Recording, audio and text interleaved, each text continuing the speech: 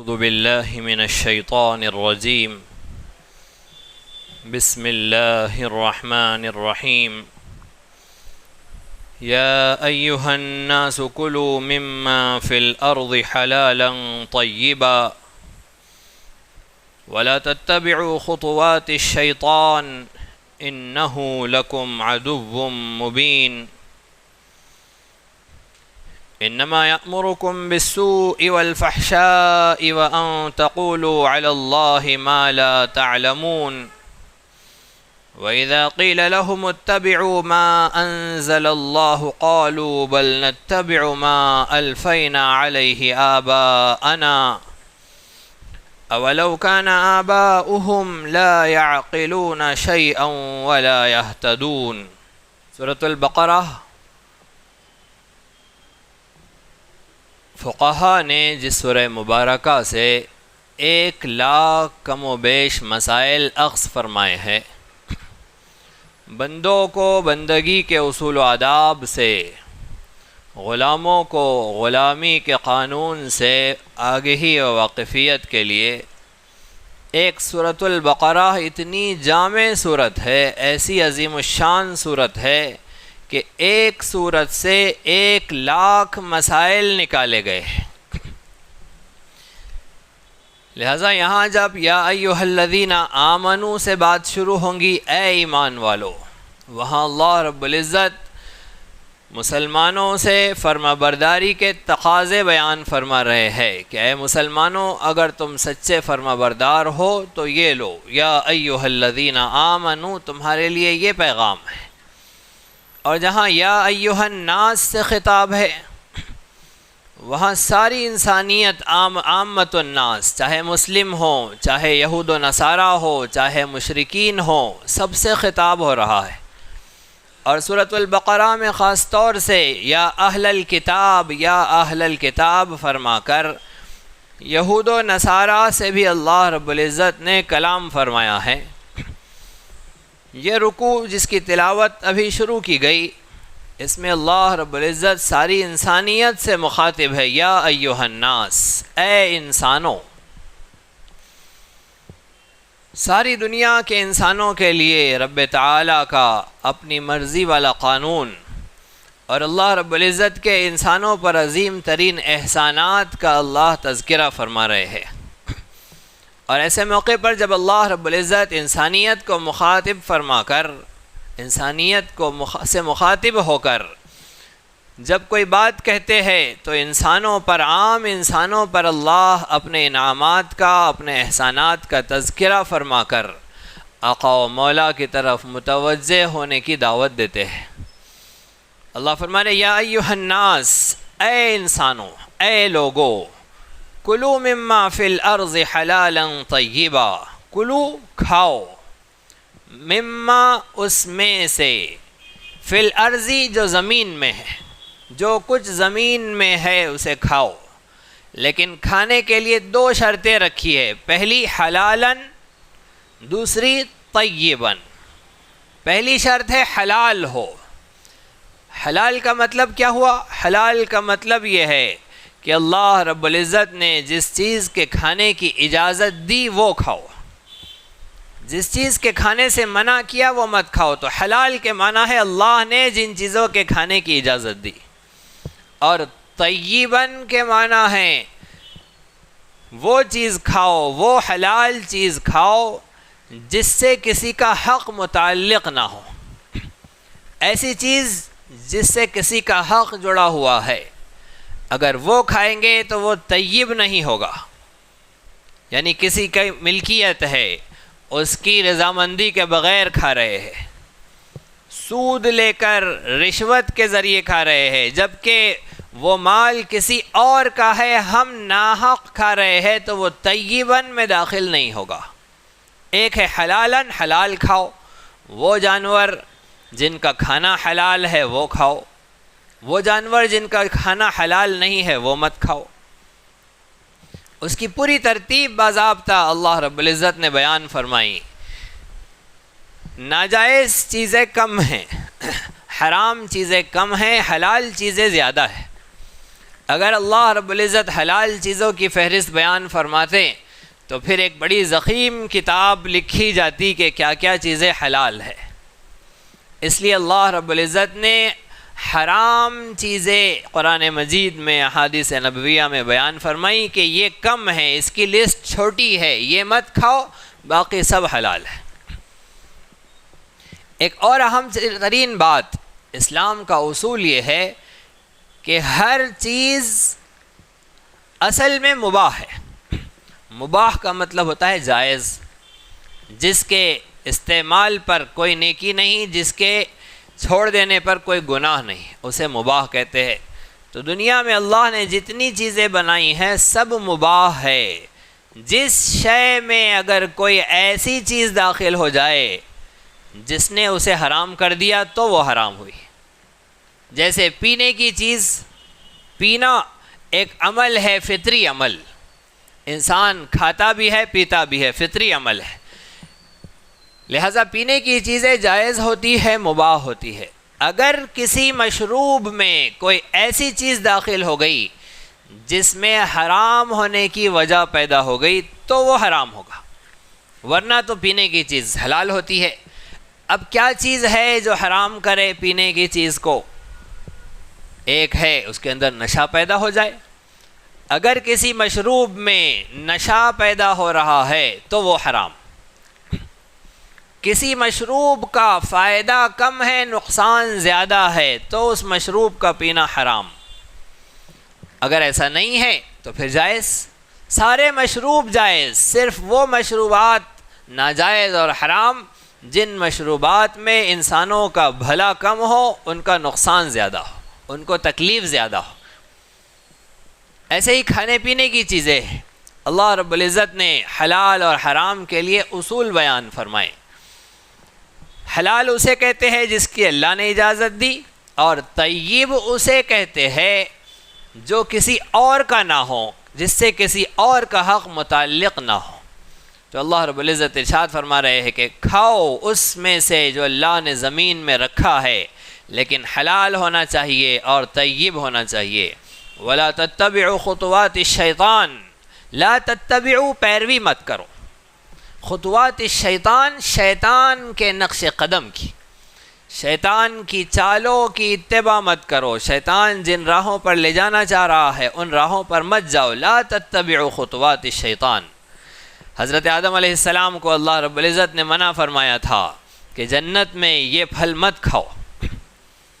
شیطان نے نیکی کے وسیلے دے کر، اچھی اچھی ترغیبات دے کر، گناہ کا ارادہ دل میں ڈال کر نہیں شیطان نے بہکایا، شیطان نے اچھے اچھے خیالات دل میں ڈالے۔ شیطان نے کہا کہ اگر آپ اس پھل کو کھا لیں گے ان تکونا ملکین، تو آپ دونوں فرشتے بن جائیں گے۔ آدم علیہ السلام کے حضرت حوا سلام اللہ علیہا کے خیال میں یہ آیا کہ فرشتے اگر بن جائے تو کتنی اچھی بات ہے کہ فرشتے بے گناہ ہیں، فرشتے معصوم ہیں، فرشتے اللہ کی ایک لمحے کے لیے نافرمانی نہیں کرتے، جو اللہ نے انہیں حکم دیا ہے اسے برابر پورا کرتے ہیں، تو کتنی خوبصورت بات ہے۔ یہ لالچ دلائی شیطان نے، اور دوسری لالچ دلائی او تکونا من الخالدین، یا پھر اگر آپ نے اس پھل کو کھا لیا تو آپ جنت میں ہمیشہ ہمیشہ رہیں گے، ہمیشہ جنت ہی میں رہنے والے ہو جائیں گے۔ یہ بھی بہت اچھا سودا تھا۔ حضرت آدم کو خیال ہوا کہ بڑی اچھی بات ہے اگر ہم ہمیشہ جنت ہی میں رہ جائیں۔ ایسی لالچ دلا کر شیطان نے پھسلا دیا۔ فَأَزَلَّهُمَ الشَّيْطَانُ عَنْهَا، اللہ فرما رہے کہ شیطان نے ان دونوں کو پھسلا دیا۔ لہذا اللہ رب العزت حضرت آدم سے اور حضرت آدم کی ذریت سے ارشاد فرما رہے ہیں، یا ایھا الناس کہہ کر کہ اے انسانوں، شیطان کے نقش قدم پر مت چلو، شیطان کے بہکاوے پر مت آؤ۔ شیطان سب کو گناہ کا خیال دل میں ڈال کر نہیں بہکاتا ہے، اس لیے کہ شیطان کو پتہ ہے کہ کون کتنا پکا ہے، کون کتنا کچا ہے۔ اگر اللہ رب العزت شیطان کو اختیارات دے رکھے ہیں اللہ نے، تو شیطان سارے نبیوں کی شریعت سے واقف ہے، وہ گنہگار کو گناہ کی لالچ دے کر بہکاتا ہے تو نیکوکار کو نیکی کی لالچ دے کر بہکاتا ہے۔ شیطان کا یہ ضابطہ ہے، یہ طریقہ ہے۔ شیطان انسان کا کبھی دوست نہیں ہوا ہے۔ ہر زمانے میں شیطان اپنی دشمنی کو برابر سامنے رکھتا ہے۔ اللہ رب العزت ارشاد فرما رہے ہیں اِنَّهُ لَكُمْ عَدُوٌّ مُبِينٌ، بے شک شیطان تمہارا کھلا دشمن ہے۔ دشمنی کیسی ہے؟ حکایات میں ایک بات ملتی ہے، ایک اللہ والا، ایک نیک بندہ سو رہا تھا، اچانک ایک شخص آیا اور اس نے اس کے پاؤں کو دھکا دیا اور اسے جلدی سے بیدار ہونے کو کہا، جلدی اٹھ جاؤ یہ دیوار گرنے والی ہے۔ وہ گھبرا کر اٹھا اور برابر میں ہٹ گیا، بس اسی لمحے دھڑام سے دیوار گر گئی۔ اس نے بڑا شکریہ ادا کیا کہ آپ میرے بڑے محسن و مہربان ہیں کہ آپ نے میری جان بچا لی، کون ہے آپ؟ اس شخص نے کہا کہ میں کون ہوں یہ مت پوچھو۔ اس نے کہا کہ نہیں پوچھنا تو پڑے گا، آپ تو بتائیں گے ضرور کہ آپ ہے کون، آپ نے مجھ پر کیوں یہ احسان کیا؟ اس شخص نے کہا کہ میں شیطان ہوں۔ انہوں نے کہا لا حول ولا قوت الا باللہ، شیطان کی میری کب سے یاری ہو گئی، میں نے کب اس کی اطاعت کی، کب سے اس کی بات میں ماننے لگا کہ اب وہ مجھ پر احسان کر کے میری جان بچا رہا ہے۔ اب تم وجہ بتاؤ کہ تم نے میری جان کیوں بچائی؟ میں تو تمہارا دوست نہیں، میں تو تمہارا دشمن ہوں، مخالف ہوں، میں اللہ کا اطاعت گزار فرما بردار، تم نے مجھے کیوں بچایا؟ شیطان نے کہا کہ اگر تم پر دیوار گر جاتی اور تمہاری موت ہو جاتی تو تم کو شہید کا درجہ ملتا، میں اپنے دشمن کو کیسے شہادت تک پہنچاؤں گا، اس لیے اٹھا دیا۔ تو شیطان کی حرکت چاہے جو ہو، دشمنی کا پرنالہ تو سامنے ہی ہوتا ہے، یہ ترتیب ہے اس کی، وہ بڑی بڑی نیکی کے کاموں میں، بڑے بڑے خیر کے کاموں میں ڈالے گا۔ ایک بزرگ کو خیال ہوا کہ ہم اپنی بستی میں نیکی کے کاموں میں لگے ہوئے ہیں، خیر کے کاموں میں مصروف ہے اور مستقل شیطان سے جنگ چل رہی ہے، کیوں نہ ایسا کیا جائے کہ فلاں علاقے میں جہاد چل رہا ہے، وہاں چلے جائے، جہاد میں شریک ہو جائے اور شہید ہو جائے، فٹافٹ جنت۔ سیدھے سیدھے ایسا ہی کام کرتے ہیں، یہاں روز روز کی تہجد، روز روز کے وظیفے، روز روز کی عبادتیں اور روزانہ شیطان کے وسوسوں سے لڑنا، مقابلے کرنا۔ کتنی پیاری جنت ہے کہ میدان میں جاؤ، مقابلہ کرو اور دشمن کا وار ہم کو پڑے اور ہم شہید، سیدھے جنت۔ جیسے ہی ان کو یہ خیال ہوا، انہوں نے اللہ رب العزت سے دعا کی، مراقبہ کیا، اپنی نیت کا جائزہ لیا کہ میں جہاد کی نیت کیوں رکھتا ہوں، شہادت کا منصب کیوں حاصل کرنا چاہتا ہوں، کیا وجہ کیا ہے؟ جہاد تو اعلاء کلمت اللہ کے لیے ہے، اللہ کے کلمے کو اللہ کی زمین پر بلند کرنے کے لیے ہے، یہ تو مشقتوں سے بھاگنے کے لیے جہاد کر رہا ہوں میں، یہ تو روز روز شیطان سے لڑائی، روز روز شیطان سے لڑائی، اس سے بھاگنے کے لیے جہاد کا خیال دل میں آ رہا ہے۔ حضرت نے استغفر اللہ پڑھا اور ہجرت کا ارادہ ترک کر لیا، کہ وہ بھی شیطان کی طرف سے، جہاد کا خیال بھی شیطان کی طرف سے آیا، اس لیے کہ نیت کا بگاڑ تھا، نیت میں فتور تھا، اللہ کے کلمے کی بلندی کے لیے نہیں تھا وہ ارادہ، اپنی آسانی کے لیے وہ ارادہ تھا۔ لہذا شیطان کیسی کہاں ہمارے لیے پٹکی دے گا اور کہاں ہمارے لیے بہکاوے کا سامان کریں گا، ہم اس کا اندازہ نہیں لگا سکتے۔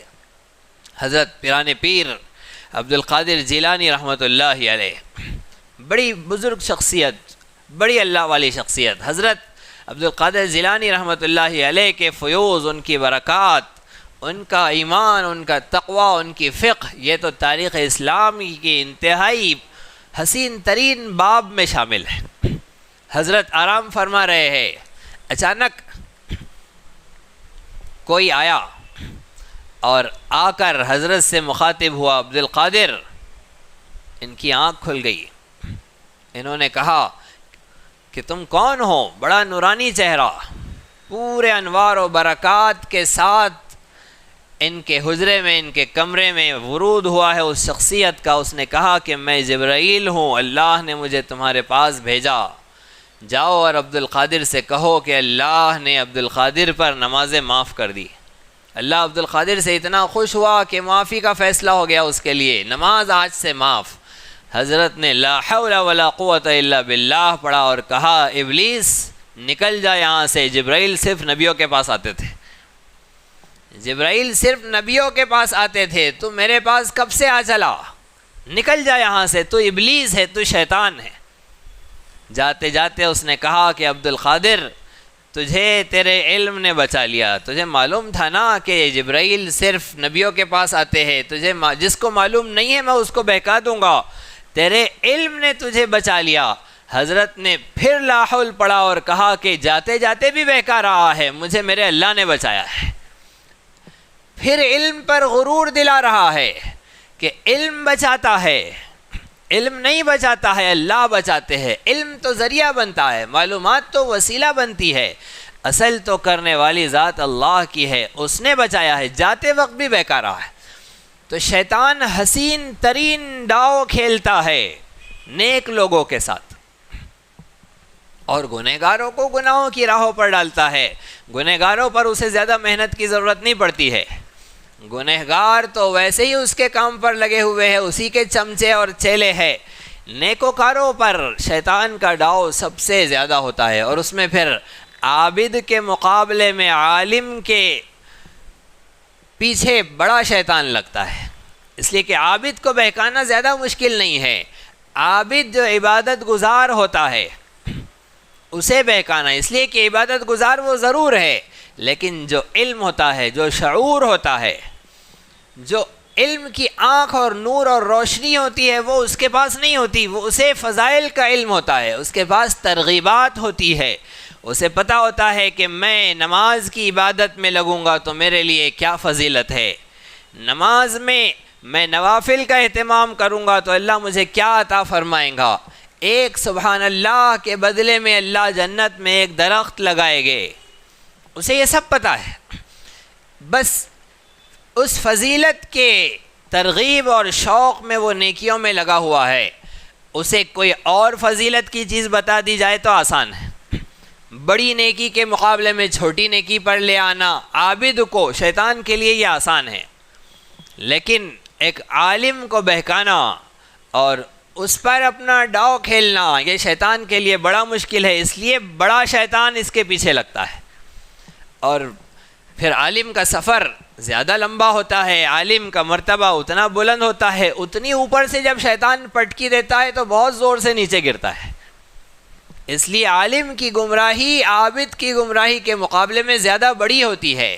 رسول اکرم صلی اللہ علیہ وسلم نے اسی لیے ارشاد فرمایا کہ اللہ رب العزت جب جہنم کو دہکائیں گے تو علماء سو کو، بدترین علماء کو، دنیا دار علماء کو اللہ رب العزت سب سے پہلے جہنم میں ڈالیں گے۔ تو جہنم جو دہکائی جائیں گی وہ علماء کے ذریعے دہکائی جائیں گی، یعنی علماء سو جو بدترین علماء ہیں، جنہوں نے اللہ کی آیتوں کو دنیا کے لیے فروخت کر دیا، مسائل بدل دیے، اپنے مفاد کے لیے، اپنی واہواہی کے لیے، اپنے بنگلے کے لیے، اپنی گاڑی کے لیے، اپنے ممبر کے لیے، اپنی صدارت کے لیے، اپنی نظامت کے لیے، اپنی عمارت کے لیے، جنہوں نے اللہ کی آیتوں کو بدل دیا۔ یحرفون الکلم عن مواضعہ، بنی اسرائیل کے علماء کا تذکرہ اللہ نے فرمایا کہ یہ اللہ کے احکامات کو، اس کے الفاظ کو اندر الٹ پھیر کر دیتے تھے، معانی بدل دیتے تھے، ادھر کے ادھر کر دیتے تھے۔ وَلَا تَتَّبِعُوا خُطُوَاتِ الشَّيْطَانِ، اللہ فرما رہے کہ شیطان کے نقش قدم پر مت چلو، حق کی راہ متعین ہے۔ اللہ فرما رہے اے نبی صلی اللہ علیہ وسلم آپ اعلان فرما دیجئے وَأَنَّ هَذَا صِرَاطِي مُسْتَقِيمًا فَاتَّبِعُوهُ وَلَا تَتَّبِعُوا السُّبُلَ فَتَفَرَّقَ بِكُمْ عَنْ سَبِيلِهِ۔ آپ فرما دیجئے أَنَّ هَذَا صِرَاطِي مُسْتَقِيمًا، بے شک یہ میرا سیدھا راستہ ہے۔ صراط مستقیم بالکل سیدھا ہوتا ہے۔ صراط مستقیم کے اندر کیا کیا چیزیں ہوتی ہے؟ مستقیم، صراط مستقیم کی تعریف یہ ہے کہ ایسی راہ جو منزل تک عافیت کے ساتھ پہنچائے، جس میں خطرات نہ ہو، گمراہی کے اندیشے نہ ہو، بھٹک جانے کی راہیں نہ ہو، صراطی مستقیمہ، بے شک میرا یہ سیدھا راستہ ہے، اس پر چلو۔ وَلَا تَتَّبِعُوا السُّبُلَ، چھوٹی چھوٹی پگڈنڈیوں پر مت چلو، ادھر ادھر مت ہو جاؤ، ورنہ راہ سے بھٹک جاؤں گے، گمراہ ہو جاؤں گے۔ شیطان کی راہ اور انبیاء علیہم السلام کی راہ، ان دونوں راہوں کو سمجھنے کے لیے واضح فرق یہ ہے کہ حضرت محمد عربی صلی اللہ علیہ وسلم کی جن راہوں پر صحابہ چلے ہیں، قرآن و سنت کا مطالعہ کر کے، قرآن و سنت کا علم حاصل کر کے، قرآن و سنت کی مجلسوں میں بیٹھ کر صحابہ کی زندگی کو دیکھا جائے، ایسے دیکھا جائے کہ صحابہ ان راہوں پر چل رہے ہیں، اپنے سے آگے دیکھا جائے۔ جتنا ہم پیچھے جائیں گے، جتنے زیادہ صحابہ کے دور کو دیکھیں گے کہ منزل پر کون قریب پہنچ گئے ہیں صحابہ کرام رضی اللہ عنہم، اتنے زیادہ ہماری ہدایت کے امکانات ہیں۔ ہم نبی صلی اللہ علیہ وسلم کی قرآن کریم کی تعلیمات پر، اس راہوں پر صحابہ کو دیکھیں، اگر صحابہ نظر آ رہے ہیں ادھر تو سمجھ جائیے کہ یہ منزل ہے جو صحیح جا رہی ہے۔ اگر صحابہ نظر نہیں آ رہے، نبی کریم صلی اللہ علیہ وسلم کے صحابہ اگر اس راہ پر نظر نہیں آ رہے ہیں تو پھر انسان کو یہ اندیشہ ہونا چاہیے کہ شاید میں بھٹک رہا ہوں، شاید میں صحیح راہ پر نہیں ہوں۔ ہم مثال سے لے لیجئے، یہاں سے اگر کسی کو پھلمری جانا ہے، یہاں سے سلوڑ جانا ہے اگر کسی کو، اب سب کے سب ایک ساتھ آگے پیچھے گاڑیوں پر نکلے، کوئی اسپیڈ میں چلا ہے، کوئی رک کر چلا ہے، کوئی سامان لے کر چلا ہے، کوئی بازار خریدتے ہوئے چلا ہے۔ اب جب جا رہے ہوتے ہیں لمبی سڑک پر تو گاڑیوں سے، علامتوں سے نظر اٹھا کر دیکھا جاتا ہے کہ اسی راستے پر ہے، ہمارے وہ احباب جو ہم سے آگے نکلے ہیں کیا وہ اسی راستے پر ہے؟ اگر اسی راستے پر ہے تو ٹھیک ہے، ورنہ چلتے چلتے کوئی ادھر کو ٹرن ہو گیا، کوئی ادھر کو نکل گیا، کوئی اور راہ پر چل پڑا، کوئی نظر نہیں آ رہا ہے اپنا ہم سفر، اپنا رفیق سفر اس راہ پر، تو پھر ڈرنا چاہیے کہ نہیں، ہم غلط راہ پر جا رہے ہیں شاید، اس لیے کہ ہمارے پیشوا، ہمارے رہنما، ہمارے سرخیل، ہمارے ہیروز جنہیں اللہ اس کے رسول صلی اللہ علیہ وسلم نے ہدایت یافتہ طے فرمایا ہے، اعلان فرمایا ہے کہ یہ ہے ہدایت یافتہ جماعت، اگر وہ نظر نہیں آ رہی ہے اس راہ پر تو پھر اپنے بھٹکنے کا کم سے کم گمان تو ہونا چاہیے۔ جسے گمان ہو جائے گا صحابہ کی راہوں سے ہٹ کر، جسے اپنی گمراہی کی غلط فہمی بھی اگر پیدا ہو گئی تو اللہ ہدایت دے دیں گے، اللہ راہ پر ڈال دیں گے۔ یہ محفل قرآن و سنت کی محفل ہے، یہ احساس کی محفل ہے۔ اس میں اگر احساس نہیں پیدا ہوا اپنے بارے میں کہ میں اب تک جس راہ پر چلا ہوں آیا وہ ہدایت کی راہ ہے یا گمراہی کی راہ ہے، اگر احساس نہیں پیدا ہوا ہے تو پھر ہدایت نہیں ملتی، اللہ رب العزت اصلاح کی توفیق نہیں دیتے، سدھرنے کا موقع نہیں دیتے۔ جو ضدی ہوتا ہے، جو اڑ جاتا ہے اپنے طریقے پر، صحابہ کا طریقہ چھوڑ کر کسی اور طریقے کو دین بنا لیا، اب اس پر جو اڑ گیا ہے، ڈٹا ہوا ہے، مصر ہے، جو اس پر ڈیبیٹ کے لیے تیار ہے، جو مناظرے کر رہا ہے، جس کے پاس اس کے دلائل آ چکے ہیں لیکن صحابہ ان راہوں پر نہیں ہے، تو اب ایسے شخص کی ہدایت کے امکانات نہیں ہوتے ہیں، ایسے شخص کی توبہ کی توفیق کے امکانات نہیں ہوتے ہیں۔ اس لیے ہمارے لیے نمونہ عمل حضرات صحابہ کرام رضی اللہ عنہم اجمعین کی زندگی ہے۔ ہر انسان کو اپنی آخرت دیکھنا ہے، ہر ایک کو اپنے نتیجے پر پہنچنا ہے۔ ایک بار چانس نکل گیا، ملک الموت آ گئے، روح قفس عنصری سے پرواز کر گئی، اب چانس نہیں ملنا ہے، اب موقع نہیں ملنا ہے۔ کسی ضد کی وجہ سے کسی طریقے پر اڑ جانا، آئندہ موقع نہیں ملنا ہے، اس کے امکانات نہیں ہیں۔ انسان نے ایک کاروبار شروع کیا، لوگوں نے بتایا کہ دیکھو اس محلے میں، اس مارکیٹ میں آپ کا کاروبار نہیں چلے گا، یہاں اس کا مارکیٹ نہیں ہے، یہاں اس کے کسٹمر نہیں آتے ہیں، یہاں کے مطابق یہ حالات نہیں ہیں، آپ یہ مت شروع کرو، ہم کو پتہ ہے، ہم کو سب سمجھتا ہے، ہم کو کرنے دو۔ شروع کر دیا، پھر موقع مل سکتا ہے اس کاروبار کے ٹھپ پڑ جانے کے بعد، بند ہو جانے کے بعد، دیوالیہ ہو جانے کے بعد پھر سے شروع کرنے کا موقع مل سکتا ہے، پھر سے دوسرا کاروبار صحیح مشورہ لے کر، صحیح موقع محل حالات کا جائزہ لے کر پھر سے کاروبار شروع کیا جا سکتا ہے۔ یہ زندگی ایک بار ملنی ہے، ایک بار موقع نکل گیا، کسی ضد میں اگر ہم نے اپنا نقصان کر لیا تو پھر دوسری بار موقع نہیں ملنا ہے۔ موت آ گئی، اب اللہ سے کہیں گے اللہ اب بھیج دے، اب صحابہ کی راہوں پہ چلیں گے، اب بھیج دے، ہم وہ دین پر چلیں گے جو دین صحابہ لے کر آئے تھے، صحابہ نے رسول پاک صلی اللہ علیہ وسلم کے جس دین پر عمل کیا تھا۔ اب موقع نہیں ملے گا، اس لیے ضروری ہے کہ انسان اپنے ساتھ انصاف کرے، اپنے ساتھ ظلم نہ کرے۔ انسان اپنا سب سے بڑا خیرخواہ ہوتا ہے، سب سے زیادہ اسے اپنی ذات سے محبت ہوتی ہے۔ اگر اپنے ساتھ ہم نے خیرخواہی نہیں کی، علامہ اقبال نے فرمایا اپنے من میں ڈوب کر پا جا سراغ زندگی، اپنے من میں ڈوب کر پا جا سراغ زندگی، تو اگر میرا نہیں بنتا نہ بن، اپنا تو بن۔ اگر ہم کسی اور کے نہیں بنتے تو اپنے تو بن جائے، ہم اپنے ساتھ تو خیرخواہی کریں، ہم اپنے ساتھ تو مخلص ہو اور ضد چھوڑ دے، آنکھیں کھولے، دل بڑا کرے اور تلاش کرے جن راہوں پر ہم چل رہے ہیں کہ ان راہوں پر صحابہ تھے یا نہیں تھے۔ ہم نے جن طریقہ زندگی کو، جن معمولات کو دین بنا کر اس پر ہم چل پڑے ہیں، کیا صحابہ بھی اسے دین جانتے تھے، دین مانتے تھے؟ اللہ رب العزت نے قرآن کریم میں جگہ جگہ معروف اور منکر یہ دو الفاظ بیان فرمائے ہیں، معروف اور منکر۔ معروف کا اتباع کرو، منکر کے پیچھے مت چلو، صاف طور پر یہ حکم دیا ہے۔ اور دوسرا یہ حکم بھی دیا ہے کہ معروف کی طرف لوگوں کو بلاؤ، منکر سے لوگوں کو منع کرو۔ معروف کے کیا معنی ہے؟ معروف کی تشریح اور تفسیر میں یہ بات آتی ہے کہ معروف کا مطلب ہے نیکی کے کام، منکر کے معنی ہے برائی کے کام۔ تو معروف نیکی، کون سی نیکی؟ ہر نیکی معروف میں داخل ہے، چھوٹی سے چھوٹی نیکی، بڑی سے بڑی نیکی، سب معروف میں داخل ہے۔ منکر، ہر بڑی سے بڑی برائی، چھوٹی سے چھوٹی برائی، سب منکر میں داخل ہے۔ اب ہم جسے نیکی سمجھتے ہیں ہم اسے بھی معروف میں داخل کرتے ہیں، جسے اللہ نے نیکی کیا وہ بھی معروف میں داخل۔ صحابہ جسے نیکی کہتے تھے وہ بھی نیکی میں داخل، ہم نے بعد والوں نے چل کر نئی نئی چیزیں جو داخل کر دی ہم اسے بھی نیکی میں داخل کر رہے ہیں۔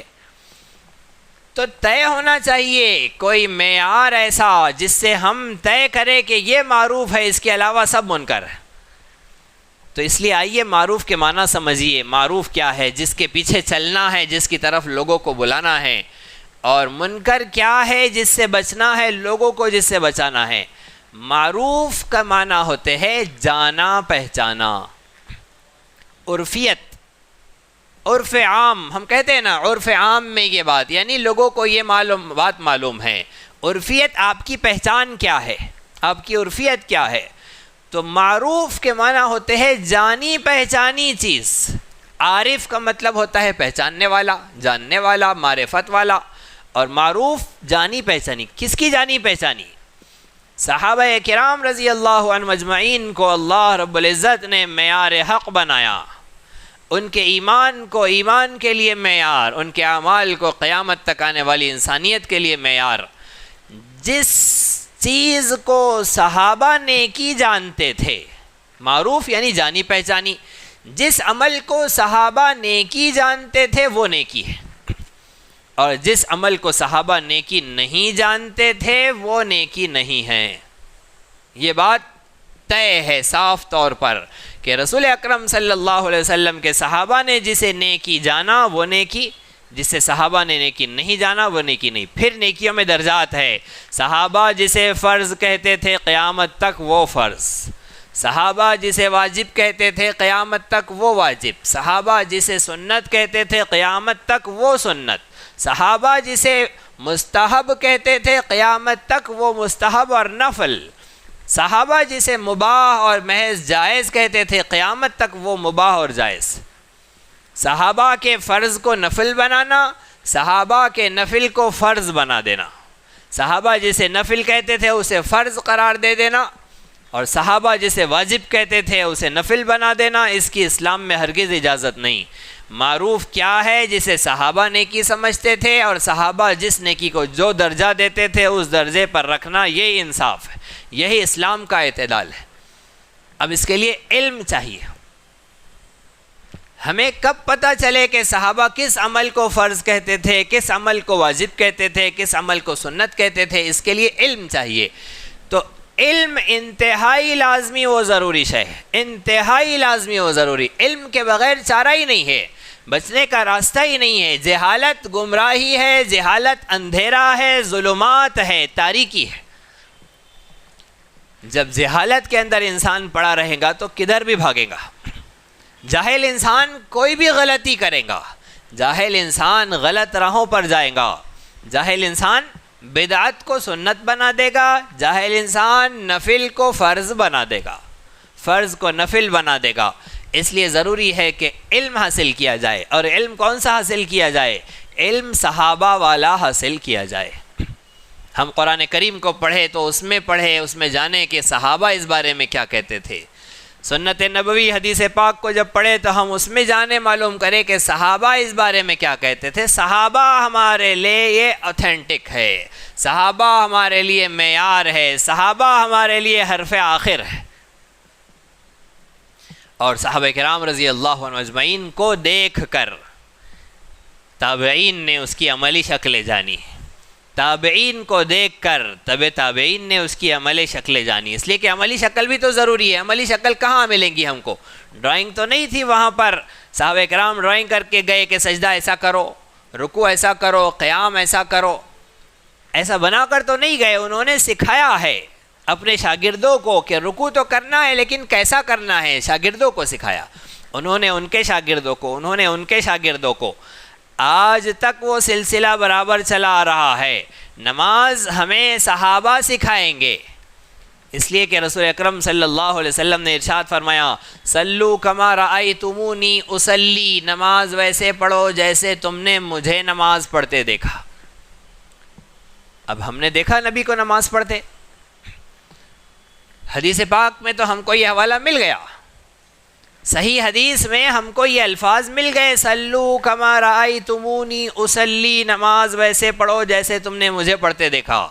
اب مجھے اس حدیث پر عمل کرنا ہے، جو صحیح حدیث آئی ہے اس پر مجھے عمل کرنا ہے۔ تو کیسے عمل کروں میں نے تو رسول اللہ کو دیکھا ہی نہیں۔ اللہ کے نبی کہہ رہے تم نے جیسے مجھے نماز پڑھتے دیکھا ویسے پڑھو، اور ہم نے تو دیکھا ہی نہیں رسول اللہ کو، تو اب کیسے عمل کرے اس حدیث پر؟ تو اس کا مطلب یہ ہے کہ جنہوں نے رسول اللہ کو دیکھا نماز پڑھتے ان کے جیسا پڑھو، اسی کو کہتے ہیں سنت۔ اب ہمیں کہاں جانا پڑے گا؟ اب اس حدیث پر اگر ہمیں عمل کرنا ہے تو ہمیں جانا پڑے گا در صحابہ پر، صحابہ کے دربار پر جانا پڑے گا، ان کے دروازے پر جانا پڑے گا، دستک دینا پڑے گا۔ ابو بکر و عمر، عثمان و علی، طلحہ و زبیر، ابو عبیدہ ابن الجراح اور عبداللہ ابن مسعود، آپ ہمیں بتاؤ کہ آپ نے رسول پاک کو نماز پڑھتے کیسے دیکھا؟ جیسے آپ بتائیں گے ہم ویسا پڑھیں گے، کیونکہ آپ نے دیکھا، ہم نے تھوڑے ہی دیکھا۔ پھر صحابہ کا بھی تو ہم نے نہیں دیکھا، صحابہ کو کنہوں نے دیکھا؟ تابعین نے دیکھا۔ تابعین کو کنہوں نے دیکھا؟ تابعین نے دیکھا۔ تابعین کو کنہوں نے دیکھا؟ ان کے شاگردوں نے، ان کے شاگردوں نے، ان کے شاگردوں نے۔ تو آج تک وہ سلسلہ چلا، جس نے ہمیں پڑھایا اس نے ہمیں بتایا کہ ان کے استاذ نے اس حدیث پر کیسے عمل کر کے بتایا، انہیں ان کے استاذ نے سکھایا کہ اس پر کیسے عمل کیا جاتا ہے، انہیں ان کے استاذ نے سکھایا۔ اب ہم جس سے پڑھنے چلے ہیں، جس سے سیکھنے چلے ہیں، جس کو سننے چلے ہیں، حضرت علامہ یوٹیوب صاحب پر ہم نے سرچ کیا۔ کس کو سرچ کیا ہے ہم نے؟ ان سے پوچھئے بھی کہ آپ جو بتلا رہے ہیں آپ کو کس نے بتلایا؟ آپ نے اس حدیث مبارکہ کی جو تشریح اخذ کی ہے وہ آپ کو کس نے بتائی؟ حضرت استاذ کون ہے آپ کے؟ حضرت شیطان ہے؟ کون ہے جس نے آپ کو یہ تشریح بتلائی ہے؟ تو سلسلہ ہے، ہمیں بتلائی ہے حضرت شیخ مفتی فاروق صاحب کھنڈوی نے، انہیں بتلائی ہے حضرت علامہ نصیر الدین نے. سلسلہ آگے چلتا گیا. ان کے شیخ ہے علامہ فخر الدین صاحب، ان کے شیخ ہے حضرت قاری طیب صاحب، ان کے شیخ ہے حضرت محمود الحسن صاحب. آگے چلیے ان کے شیخ. ایک باضابطہ سلسلہ ہے جو رسول پاک صلی اللہ علیہ وسلم پر کبھی 29 واسطوں سے، کبھی 30 واسطوں سے، کبھی 28 واسطوں میں، کبھی 32 واسطوں میں پہنچتا ہے. جو بتلایا جا رہا ہے اس کے دلائل ہے باضابطہ کہ لکھا بھی ایسا ہے، پڑھایا بھی ایسا ہے، سمجھایا بھی ایسا ہے، عمل بھی ایسے کر کے بتایا ہے. اب حضرت انجینئر صاحب، حضرت وکیل صاحب، ایڈوکیٹ صاحب، حضرت ڈاکٹر صاحب، حضرت پروفیسر صاحب، حضرت سر صاحب، ان کے سلسلے پوچھئے. انجینئر صاحب کے استاذ ڈاکٹر صاحب، ڈاکٹر صاحب کے استاذ پروفیسر صاحب، پروفیسر صاحب کے استاذ ٹیچر صاحب، ان کے استاد گوگل صاحب، کسی کے استاذ علامہ اسلام 360 صاحب. پھر اوپر جائیے گوگل صاحب، گوگل صاحب کے استاذ کون؟ علامہ ولیم صاحب، علامہ ڈیوڈ صاحب. پھر 2-3 واسطوں سے چلے جاتے ہیں علامہ دجال صاحب. پھر 2-3 واسطوں سے پہنچ جاتے ہیں علامہ شیطان صاحب. تو یہ 10-12 واسطوں میں ڈائریکٹ شیطان تک پہنچ جانے کا سلسلہ. اگر ان کے پاس افراد کا سلسلہ، اساتذہ کا سلسلہ، الفاظ کے بارے میں بھی، اس کے معنی کے بارے میں بھی، اس کی تشریحات کے بارے میں، اس کی عملی شکلوں کے بارے میں، تو ہمیں ضرور چاہیے کہ ہم پتہ کریں. ایک شخص کہے میرے سر میں درد ہے، گزرتا ایرا غیرہ اس سے کہے یہ گولی کھا لو، ہاتھ میں دے دے، کھا لیں گے ہم؟ نہیں کھائیں گے. کیوں بھائی؟ انٹرنل اندر کوئی چیز ڈالنا ہے تو بہت سوچ سمجھ کے ڈالنا پڑتا ہے، ایسے ہی کام نہیں چل جاتا ہے. اندر ڈال رہے ہیں تو یہ کون سی گولی ہے، کون سی کمپنی ہے، اس کا کنٹینٹ کیا ہے، کس نے آپ کو بتائی ہے، یہ ساری تفصیلات ہم دیکھتے ہیں. جان نہ چلی جائے اور ایمان چلا جائے، اس کے بارے میں کوئی سنجیدگی نہیں، کوئی فکر نہیں. دین کی بات اگر ریفرنس سے نہ آئے، دین کی بات اگر اوتھینٹک نہ ہو، ریفرنس کیا؟ ریفرنس یہ نہیں چلے گا ہمارے کو کہ بخاری میں آیا ہے. ریفرنس یہ ضروری ہے کہ امام بخاری سے تم جو مطلب نکال رہے ہو، کیا صحابہ بھی یہ مطلب نکالتے تھے؟ بخاری کی جس حدیث پر تم عمل کر رہے ہو اس طرح، کیا صحابہ بھی اس طرح کرتے تھے؟ یہ بتاؤ ہمیں، یہ ضروری ہے. تب جا کر بات آگے بڑھیں گی، تب جا کر مسئلہ حل ہو جائیں گا، تب جا کر ہم ہدایت پر پہنچیں گے. پھر اللہ اس کے رسول کا فرمان ہماری ہدایت کا سامان کرے گا. یہ نہایت ضروری امر ہے. یہ تو مثال کے طور پر باتیں بیان کی گئی ہے، ایک فارمیٹ بیان کیا گیا. اس سانچے میں اب ہر مسئلے کو حل کیا جائے، سمجھا جائے، ہر ایک کو جانچا تولا جائے. اب ڈاکٹر، انجینئر، پروفیسر کا نام لیا گیا تو یہ نہ سمجھے کہ ہماری ان کی ذاتی دشمنیاں ہیں، ہم نے ان کی دکانیں بند کرنے کا ٹھیکہ لے رکھا ہے. ایسا کچھ نہیں ہے. ابا نے جو بات کہی ہے اس کو بھی اسی سانچے پر ڈالیے کہ میرے ابا نے کسی حدیث کی کوئی تشریح مجھے بتائی ہے تو کیا صحابہ بھی ایسے ہی جانتے تھے؟ کوئی آیت کا تفسیر اور ترجمہ ابا نے بتایا ہے تو جانیں کہ کیا صحابہ بھی ایسے ہی جانتے تھے؟ مسجد کے امام نے بتلائی، ہم آپ یہاں مجلس میں بیٹھے ہیں، جو بتلائی جا رہی ہے کیا صحابہ بھی ایسے جانتے تھے؟ اور جس نے ہمیں بتلائی ہے، جس مسجد میں ہم گئے ہیں، جس مدرسے میں گئے ہیں، جس مکتب میں پہنچے ہیں، جس مدرسے میں پہنچے ہیں، جس مرکز پر ہم گئے ہیں، جس خانقاہ میں ہم پہنچے ہیں، جہاں کہیں گئے ہیں، جہاں ہمیں جو بات کسی اللہ کے فرمان سے، اللہ کے رسول پاک کے کسی فرمان سے بتائی گئی، وہاں یہ جانیں اور جانچیں کہ کیا ایسا ہی صحابہ بھی جانتے تھے؟ بتاؤ رسول پاک صلی اللہ علیہ وسلم کے صحابہ کی زندگی میں کہ ہاں ایسا ہی تھا، میچ کر کے بتاؤ. اگر ایسا ہی تھا تو استقبال ہے، بصر و چشم قبول ہے، ہم ماننے کے لیے تیار ہے. اور اگر ایسا نہیں تھا جیسے صحابہ کرام رضی اللہ عنہم کی زندگی میں جیسے آپ بتلا رہے ہیں، تو مطلب یہ ہے کہ آپ کے فہم میں کھوٹ ہے، آپ کی سمجھ میں فطور ہے. صحابہ کی زندگی تو کامل ہے، صحابہ تو مکمل ہے، ان کی زندگیوں میں کوئی کھوٹ، کوئی نقص، کوئی عیب نہیں تھا. ایسے نماز کی مثال دی گئی، سب اس میں شامل ہے، نماز، روزہ، زکوٰۃ، حج، جہاد، نکاح، طلاق، سب اسی میں شامل ہے۔ صحابہ کی نماز دیکھو، صحابہ کے روزے دیکھو، صحابہ کی زکوٰۃ دیکھو، صحابہ کے حج دیکھو، صحابہ کا جہاد دیکھو، صحابہ کے نکاح دیکھو، صحابہ کی طلاق دیکھو، صحابہ کی تجارت دیکھو، سب صحابہ والا۔ بہت ساری چیزوں پر ظلم ڈھایا گیا ہے۔ ایک بڑی عظیم الشان عبادت فریضہ جہاد بھی مظلومیت کا شکار ہے۔ رسول پاک صلی اللہ علیہ وسلم کے صحابہ جہاد کسے کہتے تھے اور ہم کسے کہہ پڑے ہیں؟ ہماری زندگیاں جہاد کی کیا تشریح کرتی ہے؟ ہماری مجلسیں جہاد کی تصویر کیسے پیش کرتی ہے اور صحابہ کیسے کرتے تھے؟ اب اگر کوئی یہ کہے کہ نہیں بھائی صحابہ کے زمانے میں بدر، حنین، احد، تبوک و احزاب سب تھے، ہمارے زمانے میں یہ سب کہاں ہیں؟ حالات الگ ہے، وہ زمانے میں وہ حالات تھے، اب وہ حالات نہیں ہیں۔ حالات چاہے کتنے بدل جائے، شریعت مطہرہ کے قوانین بدلے نہیں جائیں گے۔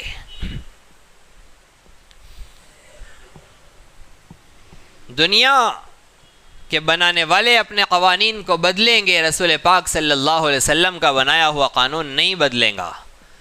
تشریح جہاد کی 1450 سال پہلے جو تھی آج بھی وہی رہیں گی، قیامت تک وہی رہیں گی۔ ہم سے نہیں ہو رہی ہے، ٹھیک ہے نہیں ہو رہی، ہمارے سامنے وہ حالات نہیں ہے، سب نے تھوڑی جہاد کیا ہے۔ جیسے کل ہی بتایا گیا کہ وہ ٹیمپرری ایک عبادت ہے، کبھی اس کا وقت آتا ہے تو ہوتا ہے، مستقل عبادت تو ہے نہیں۔ مستقل تو جہاد نہیں ہونا ہے، جب ہوگا ہاں دنیا میں کہیں نہ کہیں ضرور ہوگا، لیکن ہر شخص مستقل نہیں کرے گا۔ کتنی نسلیں گزر جاتی ہے، ان کے لیے جہاد کا موقع آتا ہی نہیں ہے تو نہ آئے، لیکن مطلب تو وہی رہے گا۔ اگر کسی شخص پر حج فرض نہیں ہوا ہے، میرے پاس مال نہیں ہے، میرے باپ کے پاس نہیں، دادا کے پاس نہیں، پردادا کے پاس نہیں، کسی کے پاس نہیں تھا، آگے بھی کوئی امکانات نہیں نظر آتے ہیں، غربت کا دورہ ہے، تو کیا میں سبحان اللہ پڑھنے کو جہاد کہہ دوں گا؟ اس لیے کہ حالات بدلے ہوئے ہیں، میرے پاس مال نہیں ہے، تو چلو اب فریضہ حج کس کا نام رکھ دیا جائے؟ سبحان اللہ پڑھنے کو حج نام رکھ دیا جائے۔ ایسے نہیں چلے گا، حج تو حج ہی رہے گا۔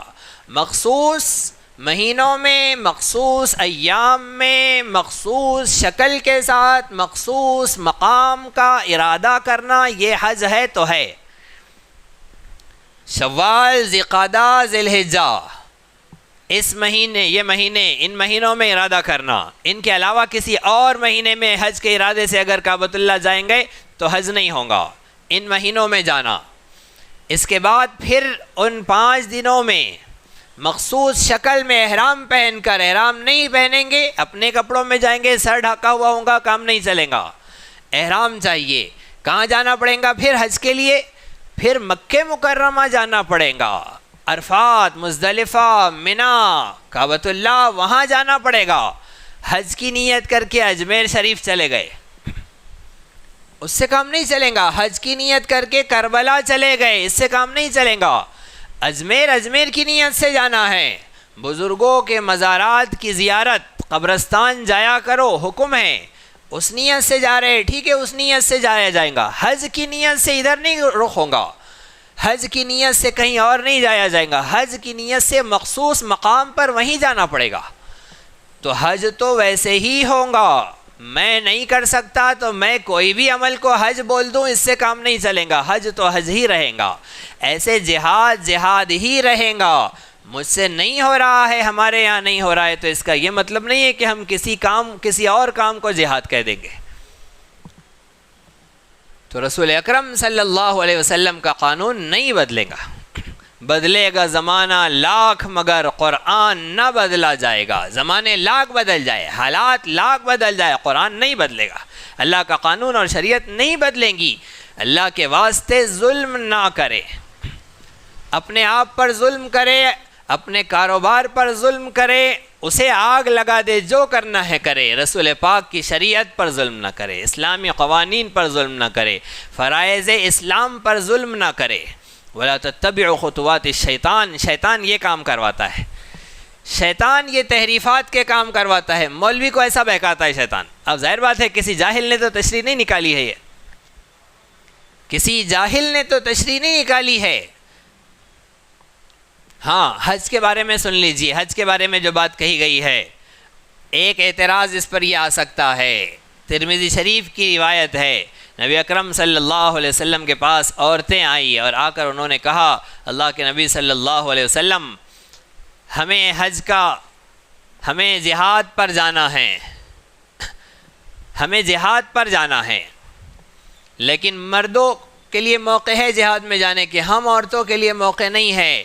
نبی صلی اللہ علیہ وسلم نے ارشاد فرمایا کہ تم حج کو چلے جاؤ، جہادکن الحج، تم حج کو چلے جاؤ، تمہارے لیے حج کرنا ہی جہاد ہے۔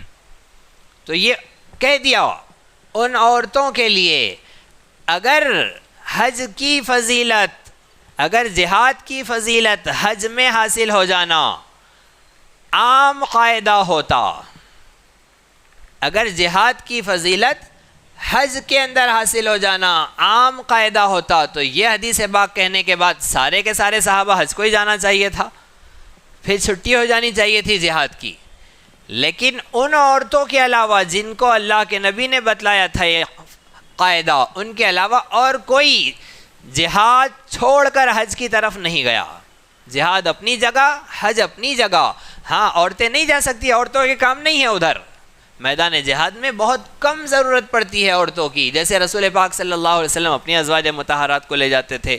خاص مجاہد عورتیں اگر ہے، جیسے پیارے آقا کی پھوپھی جان حضرت حمزہ رضی اللہ عنہ کی بہن حضرت صفیہ رضی اللہ عنہ، بڑی جاباز اور دلیر صحابیہ تھی، ایسے اگر خاص ہے اللہ نے کسی کو منتخب کیا ہے، وہ جا رہی ہے تو ایک الگ شکل ہے، ایک مشن کے تحت انہیں لے جایا جا رہا ہے، لیکن عام طور پر عورتیں نہیں جاتی ہیں جہاد میں۔ اب انہیں فضیلت سے محروم کر نہ دیا جائے، اس لیے حکم دیا کہ تم حج کر لو۔ تو جو فضیلت ثابت ہے رسول پاک صلی اللہ علیہ وسلم سے، ہم وہ فضیلت تو بول سکتے ہیں۔ آج ہم ہماری عورتوں سے کہہ سکتے ہیں کہ تم حج کو چلے جاؤ، تمہارے لیے جہاد کا ثواب ہے۔ کیوں؟ اس لیے کہ ثابت ہے رسول پاک صلی اللہ علیہ وسلم سے۔ جو ثابت نہیں ہے وہ ہم اپنی مرضی سے ثواب کی بات نہیں تھوپ سکتے، یہ بات کو سمجھ لینا چاہیے۔ شیطان یہ تعویلات کراتا ہے، شیطان یہ تفسیریں کراتا ہے، شیطان یہ تشریحیں کراتا ہے، مولوی کو پٹکی دیتا ہے شیطان۔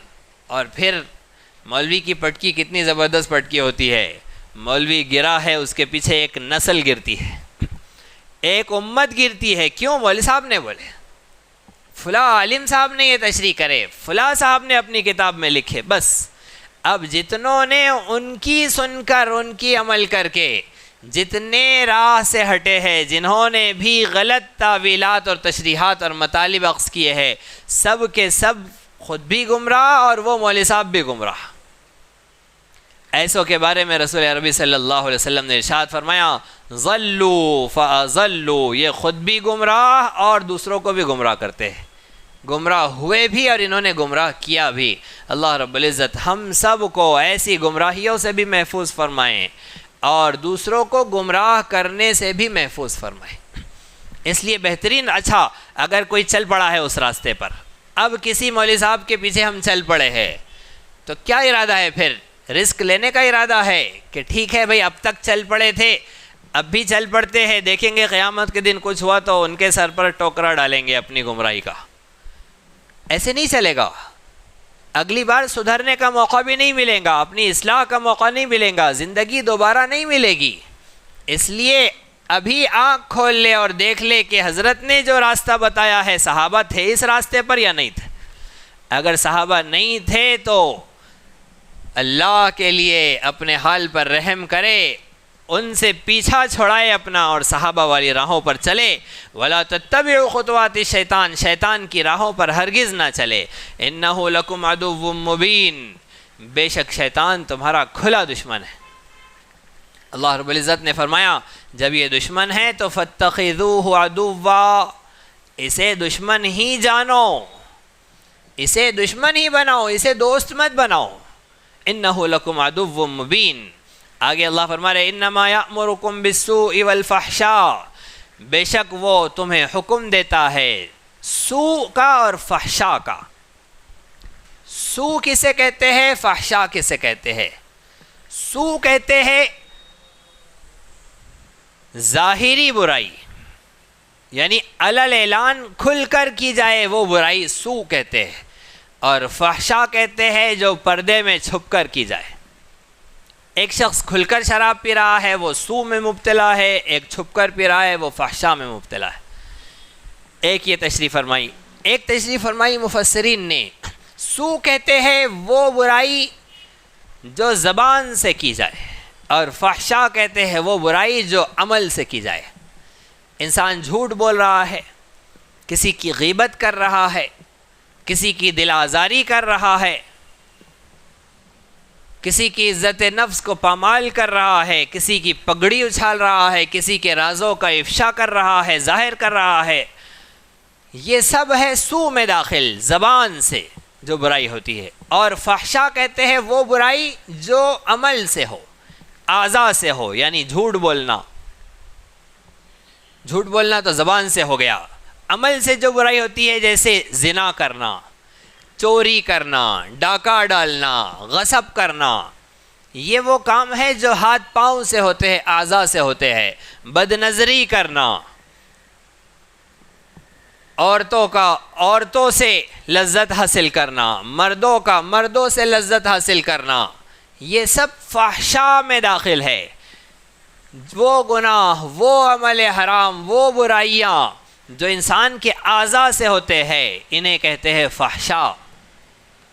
اللہ رب العزت ارشاد فرما رہے، شیطان تمہیں حکم کرتا ہے سو کا اور فحشا کا، برائیوں کا اور فحش کاموں کا وہ تمہیں حکم کرتا ہے۔ وَأَن تَقُولُوا عَلَى اللَّهِ مَا لَا تَعْلَمُونَ، اور اس بات کا بھی شیطان تمہیں حکم کرتا ہے کہ تم اللہ پر ایسی بات کہو جو اللہ نے نہیں کہی ہے، تم نہیں جانتے ہو۔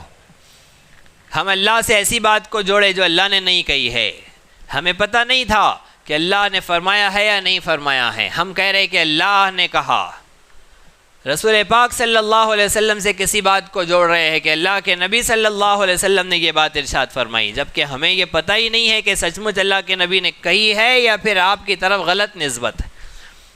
اللہ کے دین میں ایسا ہے، رسول اللہ کے فرمان میں ایسا ہے، ثواب یہ کرنا ہے، ثواب یہ کرنا ہے، یہ کام پر یہ ثواب، یہ ثواب، جبکہ نہ اللہ نے کہا جبکہ نہ رسول اللہ نے کہا۔